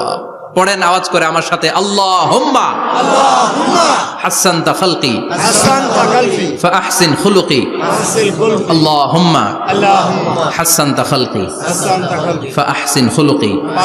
এর মানে আল্লাহ আমার চেহারাটা করেছো সুন্দর, আমার আচরণ, আমার চরিত্রটাও সুন্দর করে দাও। চিৎকার করে পড়েন আমিন। তাহলে বিশ্বনবীর ব্যাপারে 3টা কথা আমরা শুনবো বলেছিলাম, প্রথমটা শুনে ফেলেছি। মানে উনি দেখতে কেমন ছিল, উনি দেখতে কেমন ছিল, এর মধ্যে আমাদের আমলের কিছু নাই, শুধু বর্ণনা করা আর শোনা আর বিশ্বনবীকে ভালোবাসা, ঠিক কিনা? কারণ উনার না খাড়া, আমার তো খাড়া নাও হইতে পারে। উনি সুন্দর, আমি তো শ্যামলা হইতে পারি, কারণ এটা আল্লাহর দেয়া পরীক্ষা, ঠিক কিনা? দ্বিতীয় পয়েন্ট থেকে আমাদের আমল শুরু। দ্বিতীয় পয়েন্ট ছিল বিশ্বনবীর আচরণগত বৈশিষ্ট্য। আমার নবীর বিহেভিয়ার কেমন ছিল, কন্ডাক্ট সিস্টেম কেমন ছিল, ম্যানার কেমন ছিল, মানুষের সাথে কমিউনিকেশনটা কেমন ছিল, ব্যবহারিক জীবনটা কেমন ছিল, এগুলো আমল করার দরকার আছে না নাই? কষ্ট হচ্ছে? কষ্ট হচ্ছে? মনোযোগ আছে তো? মনোযোগ আছে না গেছে? আমরা এবার শুনবো বিশ্বনবীর আচরণ কেমন ছিল। বিশ্বনবী যখন রাস্তা দিয়ে হাঁটতেন, ইয়ামশি হাউনান, বিনয়ের সাথে হাঁটতেন। ইয়ামশি হাউনান, রহমানের বান্দারাও বিনয়ের সাথে রাস্তা দিয়ে হাঁটে, ঠিক কিনা? وعباد الرحمن الذين يمشون على الأرض هونا وإذا خاطبهم الجاهلون قالوا سلاما। রহমানের বান্দারা যখন রাস্তা দিয়ে হাঁটে, বিনয়ের সাথে হাঁটে, তারা অহংকার প্রদর্শন করে না, মানুষের সাথে বিনয়ের সাথে রাস্তা দিয়ে হাঁটে। এজন্য রাস্তা দিয়ে যখন হাঁটবো বিনয়ের সাথে হাঁটবো। রাজি আছেন তো? নাকি অহংকার প্রদর্শন করে হাঁটবেন? বিশেষ করে যুবকেরা, 3-4 জন যুবক একসাথে হলে রাস্তায় ওদের আর কারো হুঁশ জ্ঞান থাকে না, পুরো দুনিয়াটাই মনে হয় দুনিয়াটাই আমার, আছে না নাই? না, মুরব্বীকেও সম্মান করবা, মহিলাদেরকে সম্মান করবা, তোমার জায়গায় তুমি হাঁটবা, ভদ্রভাবে হাঁটবা। ভদ্রভাবে হাঁটার দরকার আছে না নাই? উনি মুরব্বী, একদিন উনিও তোমার মতো যুবক ছিল, ঠিক কিনা? এই যে আমার কালো দাড়ি আজীবন কালো থাকবে? কথা বলেন। উনার সাদা দাড়ি ছোটবেলায় মনে সাদা দাড়ি নিয়ে আসছিল না? হ্যাঁ, উনিও একদিন তাগড়া যুবক ছিল। উনিও কোম্পানিগঞ্জ বাজারে দাঁড়ালে লোকজন তাকিয়ে থাকতো, ঠিক কিনা? তার মানে রং ধরা যৌবন জং ধরে শেষ। যৌবন সব সময় থাকে না, সার্টেন একটা পিরিয়ডের জন্য আল্লাহ দিয়েছে। এজন্য যুবক ভাইরা, তোমাদের রক্ত গরম, তোমাদেরকে বিনয়ী হতে হবে বেশি, ঠিক কিনা? রাজি আছো তো সবাই? বিশ্বনবী বিনয়ের সাথে হাঁটতেন। ওয়াকানা ইয়াতাবাসসাম, সবসময় মুচকি হাসতেন। কি করতেন? মুচকি হাসেন তো আপনারা? হাসেন না? মুচকি হাসবেন, কারণ মুচকি হাসতে পয়সা লাগে না। লাগে? মুচকি হাসি দেন তো একটা। এই যে সবার এখন মুচকি হাসি, পয়সা লাগছে? কথা কর। তাবাসসুমুকা ফি ওয়াজহি আখিকা সাদাকা, you smile to your brother, it's a charity. তুমি তোমার ভাইয়ের দিকে তাকিয়ে যে মুচকি হাসবে, এত সদকা দেওয়ার সওয়াব হয়ে যাবে। সুবহানাল্লাহ। বিশ্বনবী সব সময় মুচকি হাসতেন। হাসি 3 ধরনের, তাবাসসুম, দিহক, কাহকাহা। কাহকাহা মানে অট্ট হাসি, আলিফ লাইলার দত্তরা যেমন হাসি দেয় ওই হাসি। এটা নামাজের মধ্যে কেউ দিলে নামাজও শেষ, ওযুও শেষ। আর দিহক, হালকা আওয়াজে হাসি, সামান্য দাঁত দেখা যায় মাঝে মাঝে। বিশ্বনবী মজা করে এরকম হাসি দিতেন, কিন্তু সব সময় বিশ্বনবীর ঠোঁটের মধ্যে মুচকি হাসি লেগেই থাকতো। তাহলে আমরা বিনয়ের সাথে হাঁটবো, নাম্বার 1। নাম্বার 2, সবসময় মুচকি হাসবো। রাজি আছেন? ঘরে যেই স্ত্রীকে একটা মুচকি হাসি দিবেন, আজকে রাতেই দিবেন, যেই একটা মুচকি হাসি। রাজি আছেন? হ্যাঁ, ভালোবাসা বাড়াই দিবে কে? কথা কয় না। ভালোবাসার কথা আসলে আওয়াজ কমে যায়। ভালোবাসার কথাও কোরআনে আছে না নাই? আল্লাহু আকবার। আল্লাহ দাম্পত্য জীবনের ভালোবাসা তুমি বাড়িয়ে দাও। আমিন। ইযাল তাফাতা ইলতাফাতা জামিআন, ইযাল তাফাতা ইলতাফাতা জামিআন। বিশ্বনবীর যদি ডানে বায়ে কোথাও তাকানোর দরকার হতো, উনি আর চোখে তাকাতেন না। অনেকে এইভাবে বসে আছে, ডানে এমনে তাকায়, এমনে আছে না নাই? এইভাবে এমনে তাকায়, আছে না নাই? এভাবে তাকানো যাবে না। বিশ্বনবী ডানে তাকানোর দরকার হলে ইলতাফাতা জামিআন, অ্যাবাউট টার্ন, ঘুরে যেতেন, ঘুরে এইভাবে তাকাতেন। আবার বায়ে তাকানোর দরকার হলে বুকটা নিয়ে, শরীরটা নিয়ে ঘুরে যেতেন, এইভাবে তাকাতেন। সুবহানাল্লাহ পড়বেন না? আর চোখে তাকানো কি ভালো স্বভাব? বিশ্বনবী ইদাল তাফাতা ইলতাফাতা জামিআন, যেদিকে তাকাবেন ওদিকে ফুল্লি মনোনিবেশ করতেন, তারপরে তাকাতেন। সুবহানাল্লাহ পড়েন। ওয়া কানা মুস্তাহিয়ান, লাজুক ছিলেন, বেশ লাজুক। এখন সমাজে লাজুকতা নাই, লাজ শরম আমরা হারাতে বসেছি, ঠিক কিনা? বিশ্বনবী আসাদ্দ হায়াআন মিনাল আযরা ফি খিদরিহা, যেই মেয়েদের বিয়ে হয় নাই, এমন ভার্জিন নারী, কুমারী নারী যারা পর্দার ভেতরে অনেক লাজুক হয়ে বসে থাকে, বিশ্বনবী পর্দার আড়ালের ওই কুমারী নারীদের চাইতেও বেশি লাজুক ছিলেন। এত লাজুক ছিলেন, এত লাজুক ছিলেন, লজ্জা পেলে চেহারাটা বিশ্বনবী লাল হয়ে যেত। ছোট্টবেলায় হালিমাতুস সাদিয়ার বাড়িতে যখন দুধ খেতে গিয়েছিলেন, বিশ্বনবীর দুধ মা হালিমাতুস সাদিয়া বলে, এই কুরাইশি মোহাম্মদ ছেলেটাকে কখনো কাঁদতে দেখি নাই। ক্ষুধা লাগলেও কাঁদে না, ব্যথা পেলেও কাঁদে না, শুধু লজ্জাস্থানের জায়গা থেকে কাপড়টা একটু সরে গেলে ছোট্ট মোহাম্মদ চিৎকার দিয়ে ওঠে। কি বুঝে সে? ক্ষুধা লাগলেও কাঁদতো না, ব্যথা পেলেও কাঁদতো না, লজ্জাস্থানের জায়গা থেকে কাপড় সরে গেলে বিশ্বনবী চিৎকার দিয়ে উঠতেন। সুবহানাল্লাহ পড়ে। এজন্য লজ্জা শরমের দরকার আছে না নাই? ইযা লাম তাস্তাহি ফাসনা মা শি'তা, যদি লজ্জা শরম না থাকে যা মন চাই তাই করতে পারো। এটা আমাদের বাংলাদেশে ব্যাপক, লাজ শরম কিচ্ছু নাই, যে যেটার যোগ্য না সে সেইটা করতে যায়, ঠিক কিনা? এই যে হিরো আলমের মনোনয়ন নিয়ে টানাটানি, কোন লজ্জা শরম আছে? আমার যোগ্যতা থাকতে হবে না? আমাকে রাজনীতি জানতে হবে না? আমাকে যদি আজকে বলে মিজানুর রহমান আজহারী আপনি অনেক কোয়ালিফাইড লোক, আপনি কালকেই দেশের প্রধানমন্ত্রী, আমি ওই জায়গায় বেহুশ, কারণ আমার নাই কোনো রাজনৈতিক জ্ঞান, নাই কোনো ডিপ্লোম্যাটিক জ্ঞান, নাই কোনো কূটনৈতিক জ্ঞান, এই কাজ আমার নয়। এজন্য লাজুকতার বড় দরকার। যেখানে যার বসা দরকার সে সেখানে যাবে। কিয়ামতের আগে যেই লোক যেই চেয়ারে বসার দরকার ওই লোক ওই চেয়ারে বসবে না, এটা হলো কিয়ামতের আলামত। জোরে কোন ঠিক কিনা? সভাপতি হওয়ার যোগ্যতা নাই, সভাপতি হয়, আছে না নাই? সেক্রেটারি হওয়ার যোগ্যতা নাই, সেক্রেটারি হয়, এরকম সমাজে আছে না নাই? নেতা হওয়ার যোগ্যতা নাই, নেতা হয়, আছে না নাই? সবগুলো কিয়ামতের আলামত। আমার বিশ্বনবী এমন লাজুক ছিলেন, বিশ্বনবীর মতো এমন লাজুক নবী আর কেউ ছিল নাকি? কথা বলেন। ওয়াকানা আসহাবুল মাইমানা, বিশ্বনবী ডানপন্থী ছিলেন। কি পন্থী? কি পন্থী? মুষ্টিবদ্ধ ডান হাতটাকে এরকম উপরের দিকে করেন আর চিৎকার করে বলেন, বিশ্বনবী কোন পন্থী ছিল? আমরা কোন পন্থী? জান্নাতে কারা ঢুকবে? কোন বামপন্থীর স্থান জান্নাতের ভেতরে হবে? চিৎকার করে বলেন, কোন নাস্তিক জান্নাতে ঢুকতে পারবে? এজন্য নবীদের মতো ডানপন্থী হতে হবে। জোরে কোন ঠিক কিনা? বিশ্বনবী সব ভালো কাজগুলো ডান দিক দিয়ে করতে পছন্দ করতেন। জামা পরলে ডান দিক দিয়ে, খাবার বিতরণ করলে ডান দিক দিয়ে, মুসাফা করা শুরু করলে ডান দিক দিয়ে, ডান দিক দিয়ে ভালো কাজ বিশ্বনবী পছন্দ করতেন। সুবহানাল্লাহ পড়েন। আসহাবুল মাইমানা, বিশ্বনবী মেহমানদারি করতে পছন্দ করতেন। আমরা করি তো? মেহমানদারি করান? মেহমান ঘরে আসলে ভালো লাগে?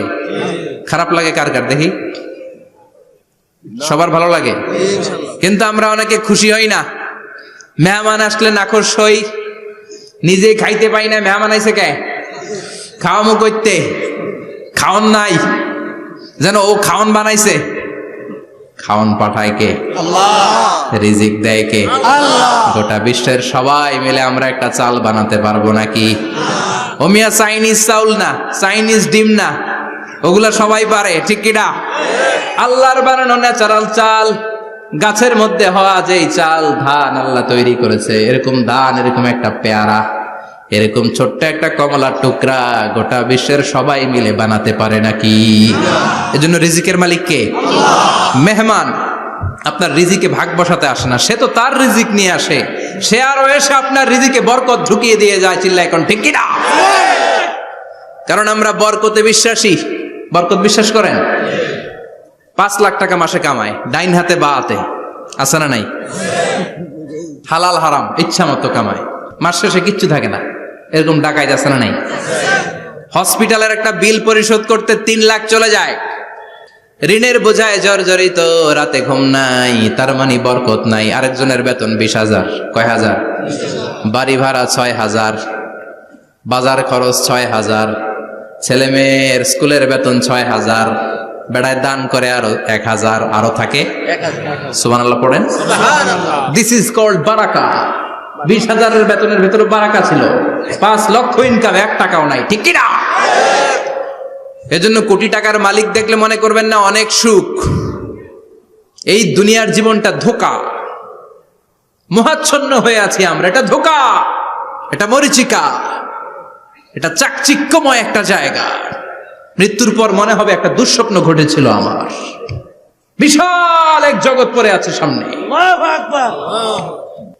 দুনিয়াটাই ধোঁকা, দুনিয়াটাই মোহের জায়গা। আমরা সবাই মোহাচ্ছন্ন হয়ে আছি।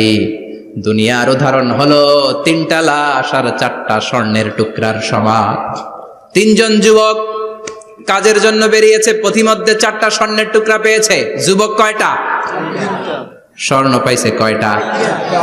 মহা খুশি, খুশিতে বাকবাকুম। 4টা স্বর্ণের বড় বড় টুকরা পেয়েছে। আমরা আজীবন খেলে বসে খেয়ে যেতে পারবো, কিচ্ছু লাগবে না আমাদের। 3 বন্ধু বলে ভাগ করি, আরেকজন বলে ক্ষুধা লাগছে। একজন যা বাজার থেকে রুটি কিনে নিয়ে আয়, খাওয়ার পরে ভাগ করবো। একজন রুটি কিনতে গেল, শয়তান 2টারে বুঝায়, ওইটারে মারতে পারলে ভাগ বটোয়ারা সহজ হবে। তোরা 2 জন স্বর্ণ 4টা, তুই নিবি 2টা, ও নিবে 2টা। হিসাব সহজ না? 2 বন্ধু প্ল্যান করছে, ওইটারে মাইরা তুই 2টা, আমি 2টা। যেটা রুটি আনতে গেছে প্ল্যান করেছে, রুটির মধ্যে বিষ মিশায় নেই। কি মিশাবো? বিষ। তাহলে বিষ খাওয়া রুটি খেয়ে ওই 2টা সে সব পাবে, আমি পাবো। ভাগাভাগির কিছু নাই, সব যাবে আমার কাছে। 4টা স্বর্ণের টুকরার মালিক আমি। রুটির মধ্যে বিষ মেখে নিয়ে এসেছে। ওই 2 বন্ধু প্ল্যান অনুযায়ী ওইটারে ধরে মেরে ফেলছে। এবার মহা খুশি। এক বন্ধু কয়, এবার তো ভাগ বটর আর কিছু নাই, তুই 2টা, আমি 2টা, আগে খাইয়া লইস। আগে খাওয়ার পরে এই 2টাও নাই। 3টা লাশ, 4টা স্বর্ণের টুকরা, এটাই তো দুনিয়ার জীবন, ঠিক কিনা? আসল জীবন কবর থেকে শুরু হবে, কোন ঠিক কিনা?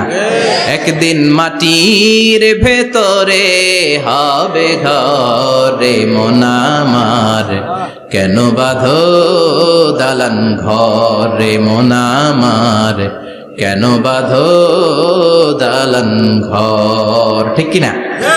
দুনিয়ার জীবন আসল জীবন না, এটা মরিচিকা, এটা ধোঁকা, এটা মোহ, এটা শয়তানের চাকচিক্য। আসল জীবন কবরের জীবন। আসল জীবন সামনে পড়ে আছে, জন্য বরকতে বিশ্বাস করি আমরা, ঠিক কিনা? ল্যান্ড ক্রুজার দাপিয়ে বেড়ায়, বড় বড় টাওয়ারের মালিক, অনেক সম্পদের মালিক। এটা দেখেই মনে করবেন না অনেক সুখে আছে, ঘরে যেয়ে দেখেন কোনো সুখ নাই, ঠিক কিনা?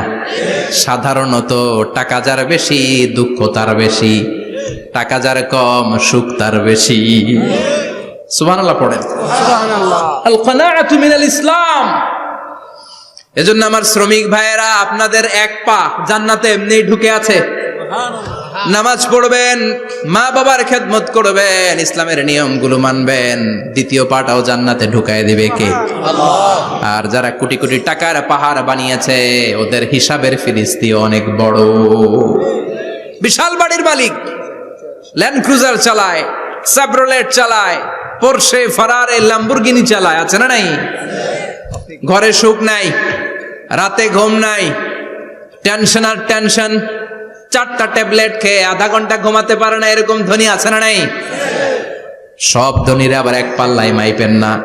মাথার ঘাম পায়ে ফেলে যেই ধনী ব্যবসায়ীরা বড় লোক হয়েছে, ওদের ঘরে ঠিকই শান্তি আছে। তার মানে টাকা যার বেশি, ওষুধ তার বেশি, কিচ্ছু খেতে পারে না। দেখবেন ধনীদের খাবারের ডায়েটে থাকে ভেজিটেবলস আইটেম, ঠিক কিনা? এমনি হজম হয় না, আবার ডাক্তারের কাছে গেলে বলে কিচ্ছু খাইবেন না, খালি ঘাস খাইবেন। কি খাবেন? মানে ভেজিটেবল খাবেন, সবজি খাবেন তো সুস্থ থাকবেন, আছে না নাই? ঘুম নাই, শান্তি নাই। এই যে কোম্পানিগঞ্জ বাজারের যারা কুলি মজুর শ্রমিক, এদের ঘুমে ঝামেলা আছে? কথা বলেন। ধনী পয়সাওয়ালা কোটিপতি সে ঘুমের ট্যাবলেট খায়, ঘুমের জন্য যে ট্যাবলেট লাগে রিক্সাওয়ালা ওইটাই জানে না, ঠিক কিনা? 1000 কোটি টাকার মালিক হলে বাড়ি কিনা যায়, গাড়ি কিনা যায়, সুখ কিনা যায় না। কোম্পানিগঞ্জ বাজারে সুখ বিক্রি হয় এমন দোকান আছে নাকি? কথা কন, একটাও নেই। কি করলেন আপনারা? সুখের দোকান দিতে পারলেন না? কি আজীব তামাশা। টাকা দিয়ে সুখ কিনা যায় না, গাড়ি কিনা যায়, বাড়ি কিনা যায়, কিন্তু সুখ নো ওয়ে, কেনা যায় না। টাকা হলে জাজিম কিনা যায়, বালিশ কিনা যায়, ঘুম কিনা যায় না। ঘুম কিনা যায়? ফার্মেসিতে ডাক্তারের কাছে যে যদি বলেন 2000 টাকার ঘুম দেন, দিবে? ডাক্তার কি বলবে? দূর মিয়া, আমারই ঘুম আসে না, তোমারে আমি ঘুম বিক্রি করব। আচ্ছা না নাই? শ্রমিক ভাই, রিক্সাওয়ালাদের ঘুমের ঝামেলা নাই। যেখানে রাই তো ওইখানেই, যেখানে রাই তো ওইখানেই কাই। ওর মাথা লাগতে দেরি বিছানায়, নাক ডাকতে দেরি হয়, ওর নাকের ডাকের আওয়াজে ট্রাকের ইঞ্জিনও ফেল, ঠিক কিনা? এজন্য আমরা বরকতে বিশ্বাসী। অল্প খাবো, অল্প পড়বো, অল্প জমাবো, অল্পের ভেতরে বরকত দিয়েছে কে? এজন্য মেহমান আসলে বিশ্বনবী খুশি হতেন, আমরাও মেহমান আসলে খুশি হব। রাজি আছি না নাই? সবাই রাজি? মেহমানদারি করাবেন তো? এরপরে বিশ্বনবী ইনসাফ করতেন। কি করতেন? ইনসাফ করতেন। বিচার করার সময় বিশ্বনবী ইনসাফ করতেন। গোটা বিশ্বকে ইনসাফ শিখিয়েছেন বিশ্বনবী। আমাদের দেশেও তো ইনসাফ হয় না? হাইকোর্টে, সুপ্রিম কোর্টে, গ্রাম্য সালিশে আছে? আছে? আহা, আহকামুল হাকিমিনের দরবারে সবগুলো বিচার আবার বসবে। চিল্লায় বলেন ঠিক কিনা? ও মিয়া, দুনিয়াতে বিচারপতি বিচারের রায় দেয়, ওই বিচারপতিরও বিচার আছে না নাই? সবচেয়ে বড় বিচারপতির নাম কি? বিশ্বনবী ইনসাফ করে গোটা বিশ্বকে দেখিয়ে গেলেন কেমন করে বিচার করতে হয়। বিশ্বনবীর কাছে কখনো বিচার আসলে বিশ্বনবী দুই পক্ষের কথা শুনে রায় দিতেন। পড়েন সুবহানাল্লাহ। সব সময় দুই পক্ষের কথা শুনে রায়। এখন কি দুই পক্ষকে সমান প্রিভিলেজ দেয়া হয়? কথা বলেন। কারণ কোরআন দিয়ে বিচার হয় না। কোরআন দিয়ে বিচার হোক আমরা চাই কি চাই না? আমার সংসদ ভবনের ভেতরে কোরআনের আইন দিয়ে সংসদ ভবন কায়েম হোক আমরা চাই কি চাই না? সেনাবাহিনীর ভেতরে দরবার হলগুলোতে যখন আলোচনা বসে কোরআন মাঝখানে থাকবে, চিল্লায় বলেন ঠিক কিনা? দেশের সবগুলো ক্যান্টনমেন্টের ভেতরে কোরআন থাকার দরকার আছে না নাই? সবগুলো আদালতের ভেতরে কোরআন থাকার দরকার আছে না নাই? কোরআনের আইন অনুযায়ী আমার দেশের সব নিয়ম কানুন চলবে আমরা চাই কি চাই না? এই কোরআনের আইনের বিরুদ্ধে যদি কোনো আইন পাশ করা হয় আমরা ওই আইনের বিরুদ্ধে চিৎকার করে বলেন ঠিক কিনা? আমরা এই কোরআনের জন্য সব বাজি রাখতে রাজি আছি, আমরা জীবন বাজি রাখতে রাজি আছি, আমরা দেহের তাজা রক্ত বিলিয়ে দিতে রাজি আছি। জোরে বলেন ঠিক কিনা? কোরআনের জন্য কে কে ময়দানে থাকতে রাজি আছেন? হাত উঁচু করে আল্লাহর দেখা।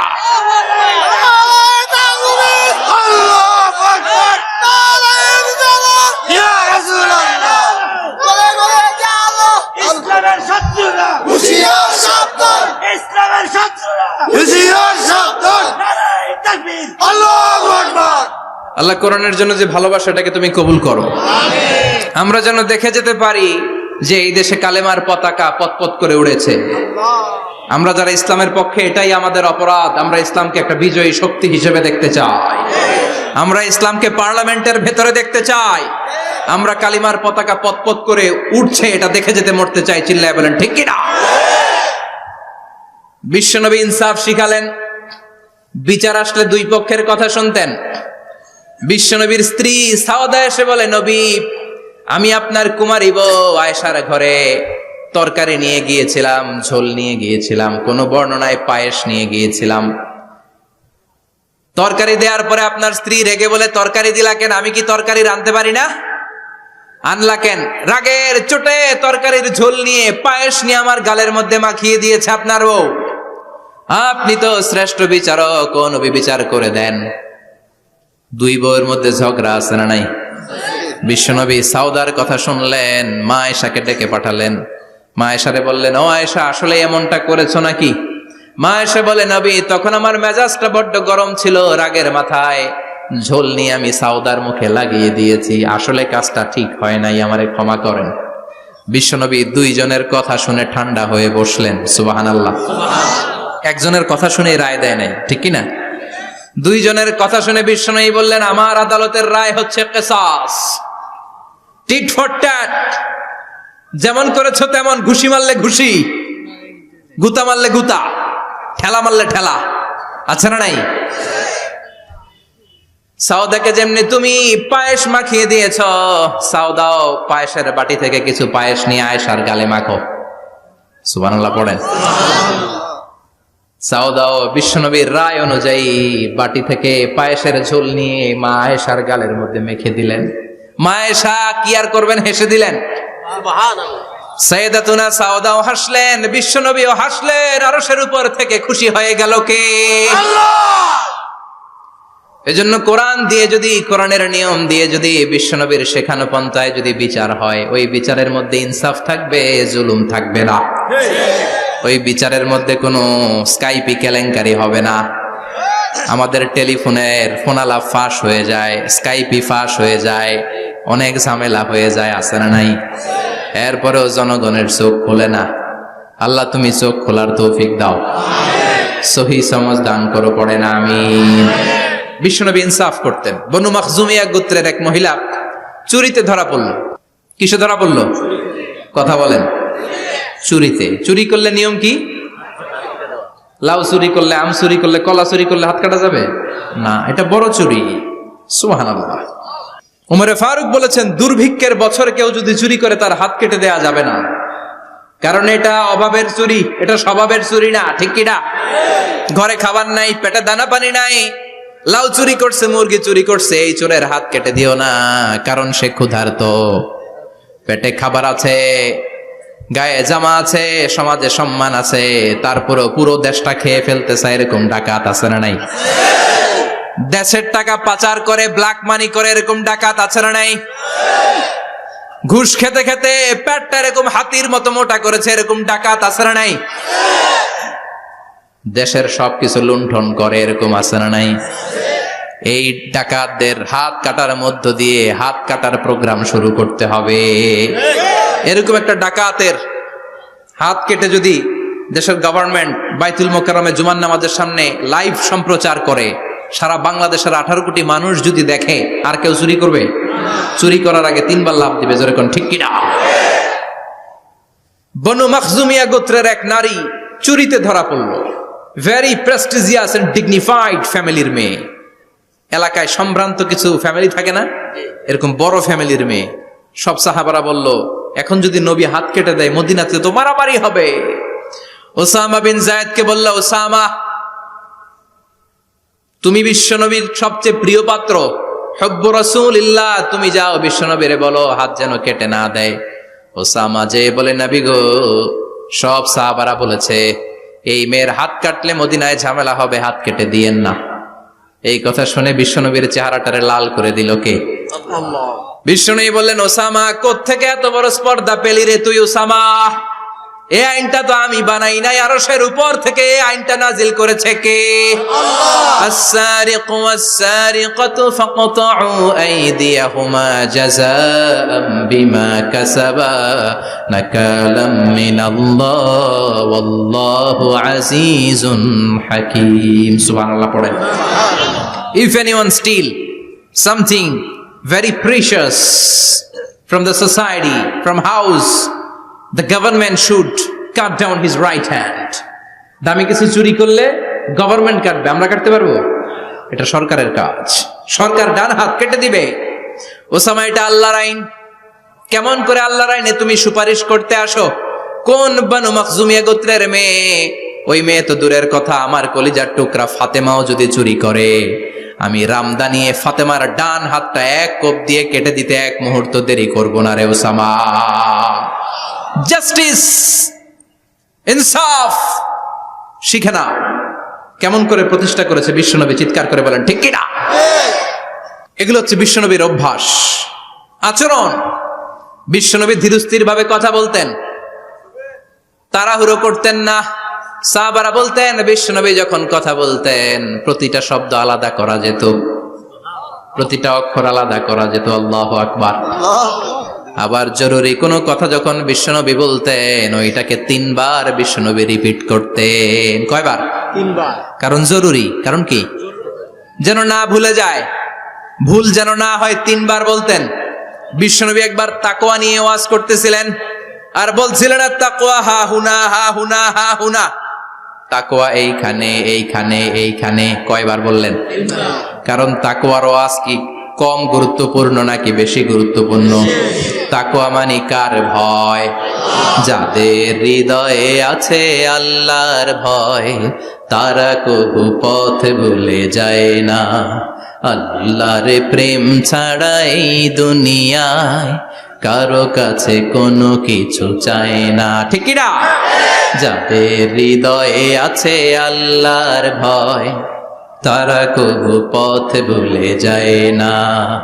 আল্লাহর প্রেম ছাড়া এই দুনিয়ায় কারো কাছে কোনো কিছু চায় না। রাতের আধারে যারা সেজদাতে রয় দু চোখের শ্রুতে নদী যেন বয়। রাতের আধারে যারা সেজদাতে রয় দু চোখের শ্রুতে নদী যেন বয়। ছলনার হাতছানি যতই ডাকুক, ছলনার হাতছানি যতই ডাকুক, পেছনে ফিরেও সে তাকায় না।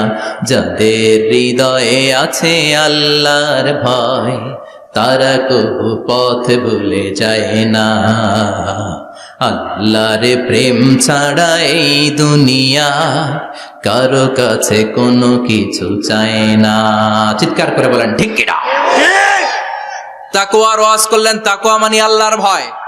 বিষ্ণুই বললেন তাকওয়া হা হুনা, তাকওয়া হা হুনা, তাকওয়া হা হুনা। তাকওয়া এই জায়গায়, তাকওয়া এই জায়গায়, তাকওয়া এই জায়গায়। যেহেতু এটা গুরুত্বপূর্ণ বিষ্ণুনবী 3 বার ইঙ্গিত করে বলেছেন। সুবহানাল্লাহ। বিষ্ণুই বলেন না তাকওয়া হা হুনা, তাকওয়া এইটা। বলেন না তাকওয়া হা হুনা, তাকওয়া এইটা। বলেন না তাকওয়া হা হুনা, তাকওয়া এইটা। জুব্বায় তাকওয়া, দাড়িতে তাকওয়া, টুপিতে তাকওয়া বলে নাই। তাকওয়ার আসল জায়গা হলো হৃদয়। এজন্য যাদের হৃদয়ে আল্লাহর ভয় আছে তারা কোনোদিন পথ হারাতে পারে, তাদেরকে সিরাতুল মুস্তাকিমের উপর দায়েম রাখে কে? কি সুন্দর অভ্যাস ছিল বিশ্বনবীর, মানার দরকার আছে না নাই? বিশ্বনবীর আরেকটা অভ্যাস ছিল, বাসি খাবার খেতেন না। জানেন? বাসি খেতেন না, অল্প খেতেন, কিন্তু যেটা খেতেন ভালোটা খেতেন। অল্প খেতেন কিন্তু যেটা খেতেন ভালো খেতেন।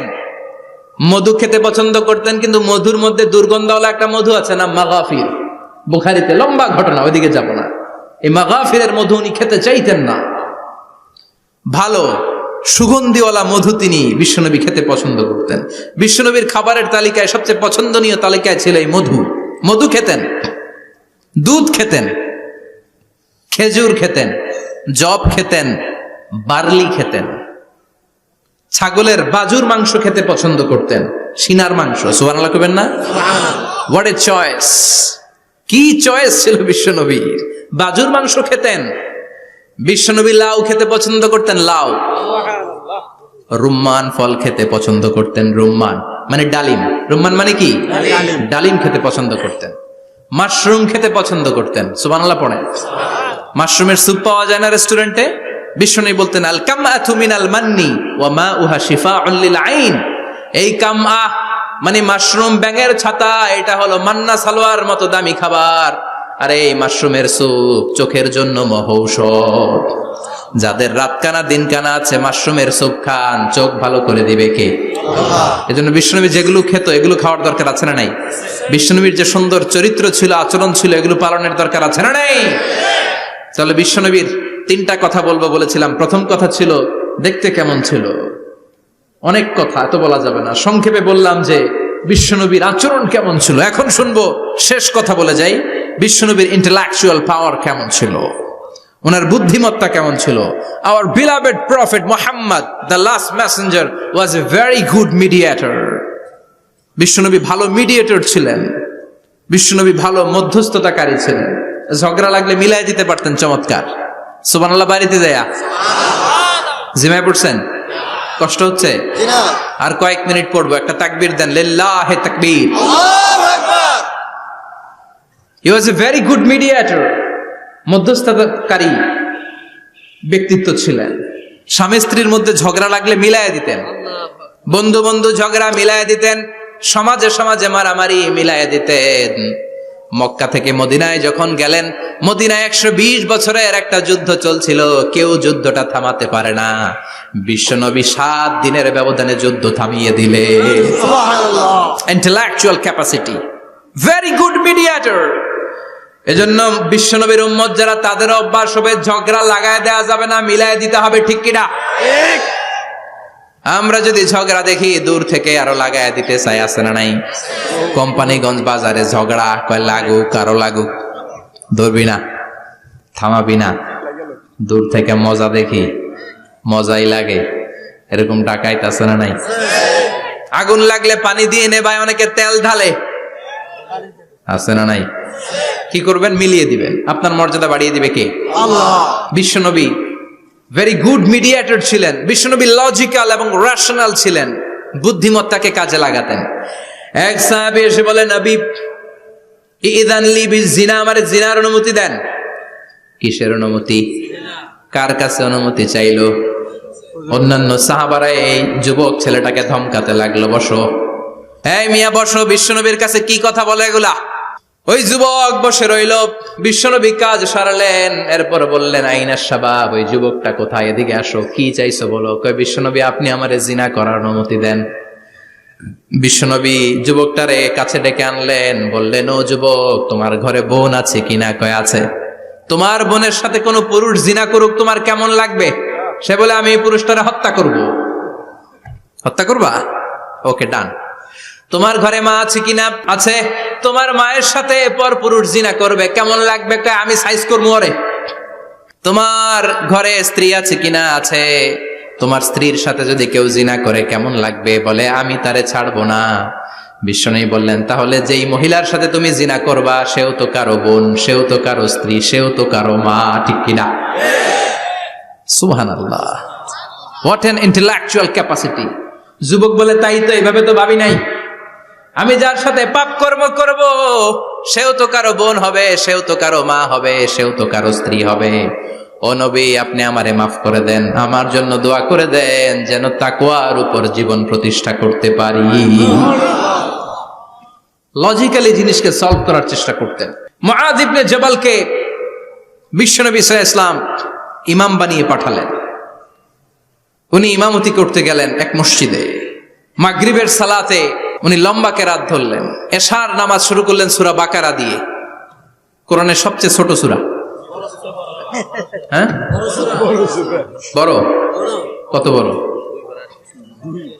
বিশাল বড়। এখন ওই এলাকার মুসল্লিরা ছিল কৃষক মুসল্লি। এক কৃষক মুসল্লি সাহাবী নামাজের পেছনে দাঁড়ালেন, দেখলেন বাকারা দিয়ে ধরছে, কেরাত শেষ হয় না, আর দাঁড়িয়ে থাকতে পারে না, পায়ে ব্যথা করে, পিঠে ব্যথা করে। কিছুক্ষণ পর রেগে মেগে নামাজ ছেড়ে দিয়ে বারান্দায় নামাজ পড়ে বিশ্বনবীর কাছে বিচার দিতে গেলেন। যে বললেন, নবী এমন ইমাম পাঠাইছেন এশা পরে বাকারা দিয়া। বিশ্বনবীকে সর্বনাশ, মুআয তো ভেজাল লাগায় ফেলতেছে। ডেকে পাঠালেন, সহিহ বুখারীর বর্ণনা। বিশ্বনবী বললেন, মুআয, হোয়াট আর ইউ ডুইং দেয়ার? কি করছো তুমি সেখানে? আফাতানুন আনতা ইয়া মুআয? ও মুআয, তুমি কি ফিতনা বাজাও নাকি? তুমি কি ফিতনা ছড়াচ্ছ নাকি? খেটে খাওয়া মানুষ, কৃষক মানুষ, মাঝারি সাইজের কত সুন্দর সূরা আছে, ওয়াদ-দুহা ওয়াল-লাইলি ইযা সাজা, আল কারিআতু মাল কারিআ, আসনা নাই, আলহাকুমুত তাকাসুর, আসনা নাই। এগুলো দিয়ে না পড়ে বড় বড় সূরাতুল্লাহ কেন্দ্রে মুআয, আফাতানুন আনতা ইয়া মুআয, তোমারে কি আমি অ্যাপয়েন্টমেন্ট দিছি তুমি ফিতনা বাজাবা? খবরদার মুআয, ইয়াসসিরু ওয়ালা তুআসসিরু, ইসলামকে মানুষের কাছে সহজ করে উপস্থাপন করবা। বাশশিরু ওয়ালা তুনাফিরু, ইসলামকে এমন ভাবে উপস্থাপন করবা না যে তোমার কথা শুনে মানুষ দিন থেকে ভেগে ভেগে যায়। তাহলে এই দায়ভার ইসলামের নয়, এই দায়ভার বর্তাবে তোমার কাঁধের উপর। চিৎকার করে বলেন ঠিক কিনা? আমাদের মধ্যে অনেকে ইসলামকে অনেক কঠিন করে ফেলে, মানুষকে আশার বাণী শোনায় না, কয় এমনি না পড়লে আপনার বাদ, আপনি বেদাত করছেন, আপনি শিরক করছেন, আপনার কিচ্ছু হবে না। যারে বলে কিচ্ছু হবে না, সে বলে আমার যেহেতু কিচ্ছু হবে না, তোর কথা শোনার আমার দরকার নাই। যে আমারে আশার বাণী শোনায় আমি তার কাছে যাই, ঠিক কি না? এজন্য সহি ইসলাম আপনি প্রচার করবেন, but your approach should be very flexible. 100 বছর যেটা চালু আছে আপনি একদিনই উঠিয়ে দিতে পারবেন? It's not a logical approach. বিশ্বনবীর অ্যাপ্রোচ, বিশ্বনবীর রেশনাল ক্যাপাসিটি এমনটা ছিল না। সহজভাবে বুঝাবেন। আদ-দীনু ইউসরুন লা উসরা ফি, দিনটা হলো সহজ, দিনের মধ্যে কাঠিন্যতা নাই। সুবহানাল্লাহ। কি ক্যাপাসিটি! আমি যেমনি আপনাদেরকে নিয়ে বসে ওয়াজ করতেছি, বিশ্বনবী ওয়াজ করতেন, তবে সংক্ষিপ্ত ওয়াজ। আমরা আধা ঘন্টা করে যদি রাখতে চাই, হুজুর আরো আধা ঘন্টা করেন। তো আরো আধ ঘন্টা করে যদি শেষ করতে চাই, হুজুর আর 10 মিনিট করেন। হুজুর ওয়াজ অনেক টেস্ট লাগে, হুজুর নামাজ টেস্ট লাগে না। আচ্ছা না নাই? ওয়াজ ভাল লাগে, নামাজ ভাল লাগে না, কিন্তু বিশ্বনবীর ওয়াজ ছিল সংক্ষিপ্ত। আর বিশ্বনবী বলতেন, one of the minor sign before the day of judgement, your lecture will be longer, your সালাত উইল বি শর্টার। কিয়ামতের আগে তোমাদের লেকচার, ইসলামী লেকচার লম্বা হবে, নামাজ হয়ে যাবে সংক্ষিপ্ত। এই আলামত সমাজে আছে না নাই? বিশ্বনবী সংক্ষিপ্ত কথা বলতেন, আর ওনার বুদ্ধিবৃত্তিক ক্যাপাসিটি কাজে লাগিয়ে তিনি বুঝাতেন। হাত দিয়ে ইঙ্গিত করতেন। আঙ্গুলের বিভিন্ন ব্যবহার সমাজে আছে না নাই? এরকম করলে এটারা লাইক বলে না, এরকম করলে বলে ডিসলাইক। আবার ক্রিকেটে এরকম করলে কয় ছক্কা, আবার একটা উড়াইলে কয় তুই যা। একটা মানে কি? আবার বিজয় দেখায় কেমনে? কথা কন, ভিক্টরি। আছে না নাই? বিশ্বনবীও এটাকে মডার্ন টিচিং মেথডোলজি বলে। আধুনিক শিক্ষা পদ্ধতিতে এখন দেখবেন যে আগে ব্ল্যাক বোর্ডে লিখতো, এখন হোয়াইট বোর্ডে লিখে মার্কার দিয়ে। আগে বই থেকে বুঝাতো, এখন ভিজুয়ালাইজ করে, ভিডিও দেখিয়ে শেখানো হয়, ঠিক কি না? বিশ্বনবী এটা করতেন। বিশ্বনবী একবার কিয়ামতের ওয়াজ করছেন, দুইটা আঙ্গুলকে এরকম করে বললেন, আনা বুইসতু আনা ওয়াসসাআতু কাহাতাইন, এই দুইটা আঙ্গুল যেমনি কাছাকাছি, আমি এবং কিয়ামত এরকম কাছাকাছি নাজিল হয়েছি। আমি এবং কিয়ামত এরকম কাছাকাছি। বুইসতু আনা ওয়াসসাআতু কাহাতাইন। আবার বলতেন, আনা ওয়া কাফিলুল ইয়াতীমি কাহাতাইন, আমি এবং ইয়াতীমের রক্ষণাবেক্ষণকারী এই দুইজন জান্নাতের এরকম কাছাকাছি থাকবো। কোন সুবহানাল্লাহ। এরকম আঙ্গুল দিয়ে বিশ্বনবী বুঝাতে চাইতেন। আবার মাটির মধ্যে খেজুর গাছের ডালা দিয়ে লম্বা একটা দাগ টানলেন, ডানে বায়ে অনেকগুলো দাগ টানলেন। সাহাবারা বললেন, এটা কি? বিশ্বনবী বললেন, এই যে দাগটা দেখলা, এই দাগটার নাম হলো সিরাতুল মুস্তাকিম। চিল্লায় বলেন, এই দাগটার নাম কি? সিরাতুল মুস্তাকিম। আর ডানে বায়ে ছোট ছোট যে দাগগুলো দিলাম, এগুলো হলো সুবুলুশ শায়তান, শয়তানের রাস্তা। সিরাতুল মুস্তাকিমে উঠলে শয়তানের রাস্তা থেকে অনেক হাতছানি আছে না নাই? ডানে বায়ে তাকানো যাবে না। সিরাতুল মুস্তাকিমে যে তুমি উঠেছো, চলতে থাকে বা চলা শুরু হলো দুনিয়াতে, শেষ হয়ে যাবে জান্নাতে। সুবহানাল্লাহ। বিশ্বনবী মাঝে মাঝে বুঝানোর জন্য প্রশ্ন করতেন, কারণ প্রশ্ন ছুড়ে দিলে মানুষের মধ্যে জানার আগ্রহ বাড়ে না কমে? কথা বলেন। আমি যদি একটা প্রশ্ন করি আর বললাম উত্তর দেন, কেউ পারতেছেন, একটু ঠেকা ঠেকা ভাব, ঠেকে যাচ্ছেন, তখন হুট করে উত্তরটা বললে এটার জীবনে ভুলবেন না, ভুলবেন? কারণ ওই যে ঠেকছেন, শিখছো কোথায়? ঠেকছি যেথায়, ঠিক কি না? বিশ্বনবী প্রশ্ন করতেন। বিশ্বনবীর এই প্রশ্নটা বলে শেষ করছি। বিশ্বনবী সাহাবাদের মাঝখানে ওয়াজ করতেছেন আর বলতেছেন, ইন্না মিনাশ শাজারি শাজারা লা ইয়াসকুতু ওয়ারাকুহা মাসালুহু কামাসালিল মুসলিম। বললেন, আমাদের এই ভূখণ্ডে এমন একটা গাছ আছে, যেই গাছের পাতা ঝরে না, এই গাছের দৃষ্টান্ত মুমিনের দৃষ্টান্তের মতো। বলো তো গাছটা কি? কে জানো? কেউ কথা কয় না। কি গাছ? কি গাছ? কেউ কথা কয় না, কেউ বলতে পারে না। কেউ বলে শাজারাতুল বাওয়াদি, ওই ক্যাকটাস গাছ, পাহাড়ি গাছ, ওই গাছ, সেই গাছ, কেউ বলতে পারে নাই। বিশ্বনবী বললেন, কেউ পারো নাই? সঠিকটা শুনে নাও, ইন্নাহা নাখলা, এটা খেজুর গাছ। সুবহানাল্লাহ পড়েন। সাহাবীরা ভাবছে এটা তো ঘরের পাশে আছে, এটা মনে কয় নাই। সব ঘরের চিপায় আরব দেশে খেজুর গাছ, সাহাবারা ভাবছে এটা তো ঘরের গাছ, এটা মনে হয় জিজ্ঞেস করে না, এজন্য দূরে দূরে চিন্তা করছে। কোন সুবহানাল্লাহ। সব সাহাবীরা বাড়িতে ফিরে গেলেন। ওমরে ফারুক, ওনার ছেলে আব্দুল্লাহ ইবনে ওমরও গেল। আব্দুল্লাহ বলে, আব্বা, বিষ্ণুনবী যে জিজ্ঞেস করেছিল, বলো তো কোন গাছের পাতা ঝরে না, যেই গাছের দৃষ্টান্ত মুমিনের দৃষ্টান্তের মতো? আপনারা কেউ পারেন নাই, আমি কিন্তু জানতাম এটা খেজুর গাছ। ওমরে ফারুক বললেন, বেটা কইলি না কেন? কইতে পারলে নবীর সামনে আমার কলিজাটা এত বড় হয়ে যেত। সুবহানাল্লাহ। আমার কলিজার টুকরা ছেলে পেড়েছে, কেউ পারে নাই। আব্দুল্লাহ বলে, বাপ চাচা আপনারা কেউ পারেন না, আমি কই কেমনে? শরম লাগছে, শরম। সুবহানাল্লাহ কইবেন না? QA session, questioning answering session করে বিশ্বনবী সাহাবাদেরকে শিখাতে চাইতেন। এজন্য এ নবী এমন নবী যে নবীর পুরো জীবনের প্রতিটি ইঞ্চি ইঞ্চি জায়গাতে আমাদের জন্য শিক্ষা আছে না নাই? এই শিক্ষাগুলো গ্রহণ করতে রাজি আছেন তো? যা শুনলাম আমল করতে রাজি আছেন তো? বিশ্বনবীর জীবনী গ্রন্থ বেশি বেশি স্টাডি করতে রাজি আছেন ইনশাআল্লাহ? 2-4 জন কইছে খালি। সবাই রাজি আছেন তো ইনশাআল্লাহ? যাদের ঘরে বিশ্বনবীর কোনো জীবনী নাই, বাংলা অনেক জীবনী গ্রন্থ পাওয়া যায়। বিশ্বনবীর জীবনী হচ্ছে আমাদের জন্য মডেল, ঠিক কি না? এবং এই মডেল অনুযায়ী যদি আমাদের জীবনকে আমরা সাজাতে পারি, জান্নাতের দুয়ারগুলো আমাদের জন্য খোলা রাখবে কে? আল্লাহ। আল্লাহ আমাদের সবাইকে কথাগুলো বুঝার ও আমল করার তৌফিক দান করুক। আমরা পড়ি আমিন। আমিন। যতগুলো কথা বলেছি কোরআন সুন্নাহর আলোকে বলেছি, বানিয়ে কিছু বলি নাই। তারপরেও আমার মনের অজান্তে কোনো মিস ইনফরমেশন যদি আমার মুখ ফসকে বেরিয়ে যায়, সেগুলো যেন আল্লাহ তাআলা আপনাদের স্মৃতিপট থেকে মুছে দেয়। আমরা পড়ি আমিন। আমিন। সত্য, সুন্দর, কল্যাণকর, হকের পক্ষে যা বললাম তার সবটুকুন আল্লাহ তাআলা প্রথমে আমাকে এবং আপনাদের সবাইকে আমলের তৌফিক দান করে। আমরা পড়ি আমিন। আমিন। আপনারা সবাই ভালো থাকবেন, সুস্থ থাকবেন, সুন্দর থাকবেন, কোরআনের সাথে থাকবেন। সুবহানাকাল্লাহুম্মা বিহামদিকা আশহাদু আল্লা ইলাহা ইল্লা আনতা আস্তাগফিরুকা ওয়া আতুবু ইলাইক। ইয়া রাব্বি লাকাল হামদু কামা ইয়ানবাগি লিজালালি ওয়াজহিকা ওয়া আযীমি সুলতানিক। লাকাল হামদু বিল ঈমান, লাকাল হামদু বিল কুরআন, লাকাল হামদু বিল ইহসান। রব্বানা যালামনা আনফুসানা ওয়া ইন লাম তাগফির লানা ওয়াতারহামনা লানাকুনান্না মিনাল খাসিরিন। রব্বুল আলামিন গভীর রাত বিশ্ব নবীর জীবনী থেকে চমৎকার কিছু কথা শুনে আমরা তোমার দরবারে দুটি হাত পেতে দিলাম। আমাদের হাত দুইখানা তুমি কবুল আর মঞ্জুর করে দাও। আমরা সবাই গুনাহগার, গুনাহমদের বেশুমার, এমন কোন গুনাহ নাই আমরা করি নাই। রব্বুল আলামিন তোমার কাছে ক্ষমা চাই, আমাদের সবাইকে তুমি মাফ করে দাও। আব্বা আম্মা, দাদা দাদি, নানা নানি, চাচা চাচি, খালা খালু, মামা মামি, পাড়া প্রতিবেশী, দেশি কেশি সবাইকে মাফ করে দাও। আমাদের যত আত্মীয় স্বজন কবরের বাসিন্দা, প্রত্যেকের কবরগুলোর জান্নাতের বাগান বানিয়ে দাও।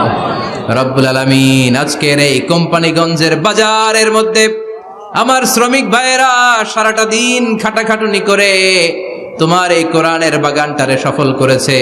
আল্লাহ, টাকা দিয়ে, পয়সা দিয়ে, বুদ্ধি দিয়ে, পরামর্শ দিয়ে যারা আজকে এই কোরআনের বাগানকে সফল করলো, কিয়ামতের দিন কঠিন মুসিবতের কালে আজকের এই মাহফিলটারে তুমি আমাদের নাজাতের ওসিলা বানিয়ে দাও। এলাকার প্রতিটা ফ্যামিলিকে তুমি জান্নাতি ফ্যামিলি হিসেবে কবুল করে নাও। আমাদের ছেলে মেয়েগুলোর তুমি মানুষের মতো মানুষ বানাও। আমাদের সংসারের সুখ শান্তি তুমি বাড়িয়ে দাও।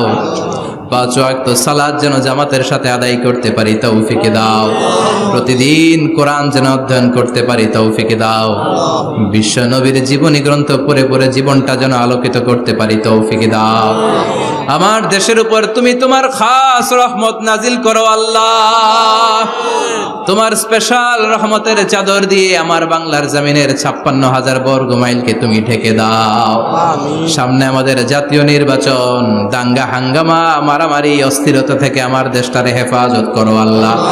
এমন নেতা নেত্রী তুমি আমাদের জন্য নির্ধারণ করে দাও যাদের হাতে ইসলাম নিরাপদ, কোরআন নিরাপদ। কোরআনের পক্ষে কথা বলতে যে যারা জুলুমের শিকার, আল্লাহ তুমি তাদেরকে হেফাজত করো। তুমি ধৈর্য ধারণ করার তৌফিক দাও। রব্বুল আলামিন কতদিনের হায়াত নিয়ে, সময় নিয়ে ক্ষণিকের দুনিয়ার বুকে বসে আছি আমরা জানি না। যতদিন বাঁচবো তোমার গোলামের মতো বাঁচার তৌফিক দাও। রব্বুল আলামিন যতদিন বাঁচবো হকের পক্ষে কথা বলার তৌফিক দাও। আর এই ক্ষণস্থায়ী দুনিয়া ছেড়ে পরপারে যেদিন পাড়ি জমাবো, ওই বিদায় মুহূর্তে বিশ্বনবীর নূরানি চেহারাটা দেখে দেখে, বিশ্বনবীর শেখানো এই মধুর কালিমাটুকুন জপতে জপতে ঈমান নিয়ে যেন আমরা সবাই বিদায় নিতে পারি। লা ইলাহা ইল্লাল্লাহু মুহাম্মাদুর রাসূলুল্লাহ।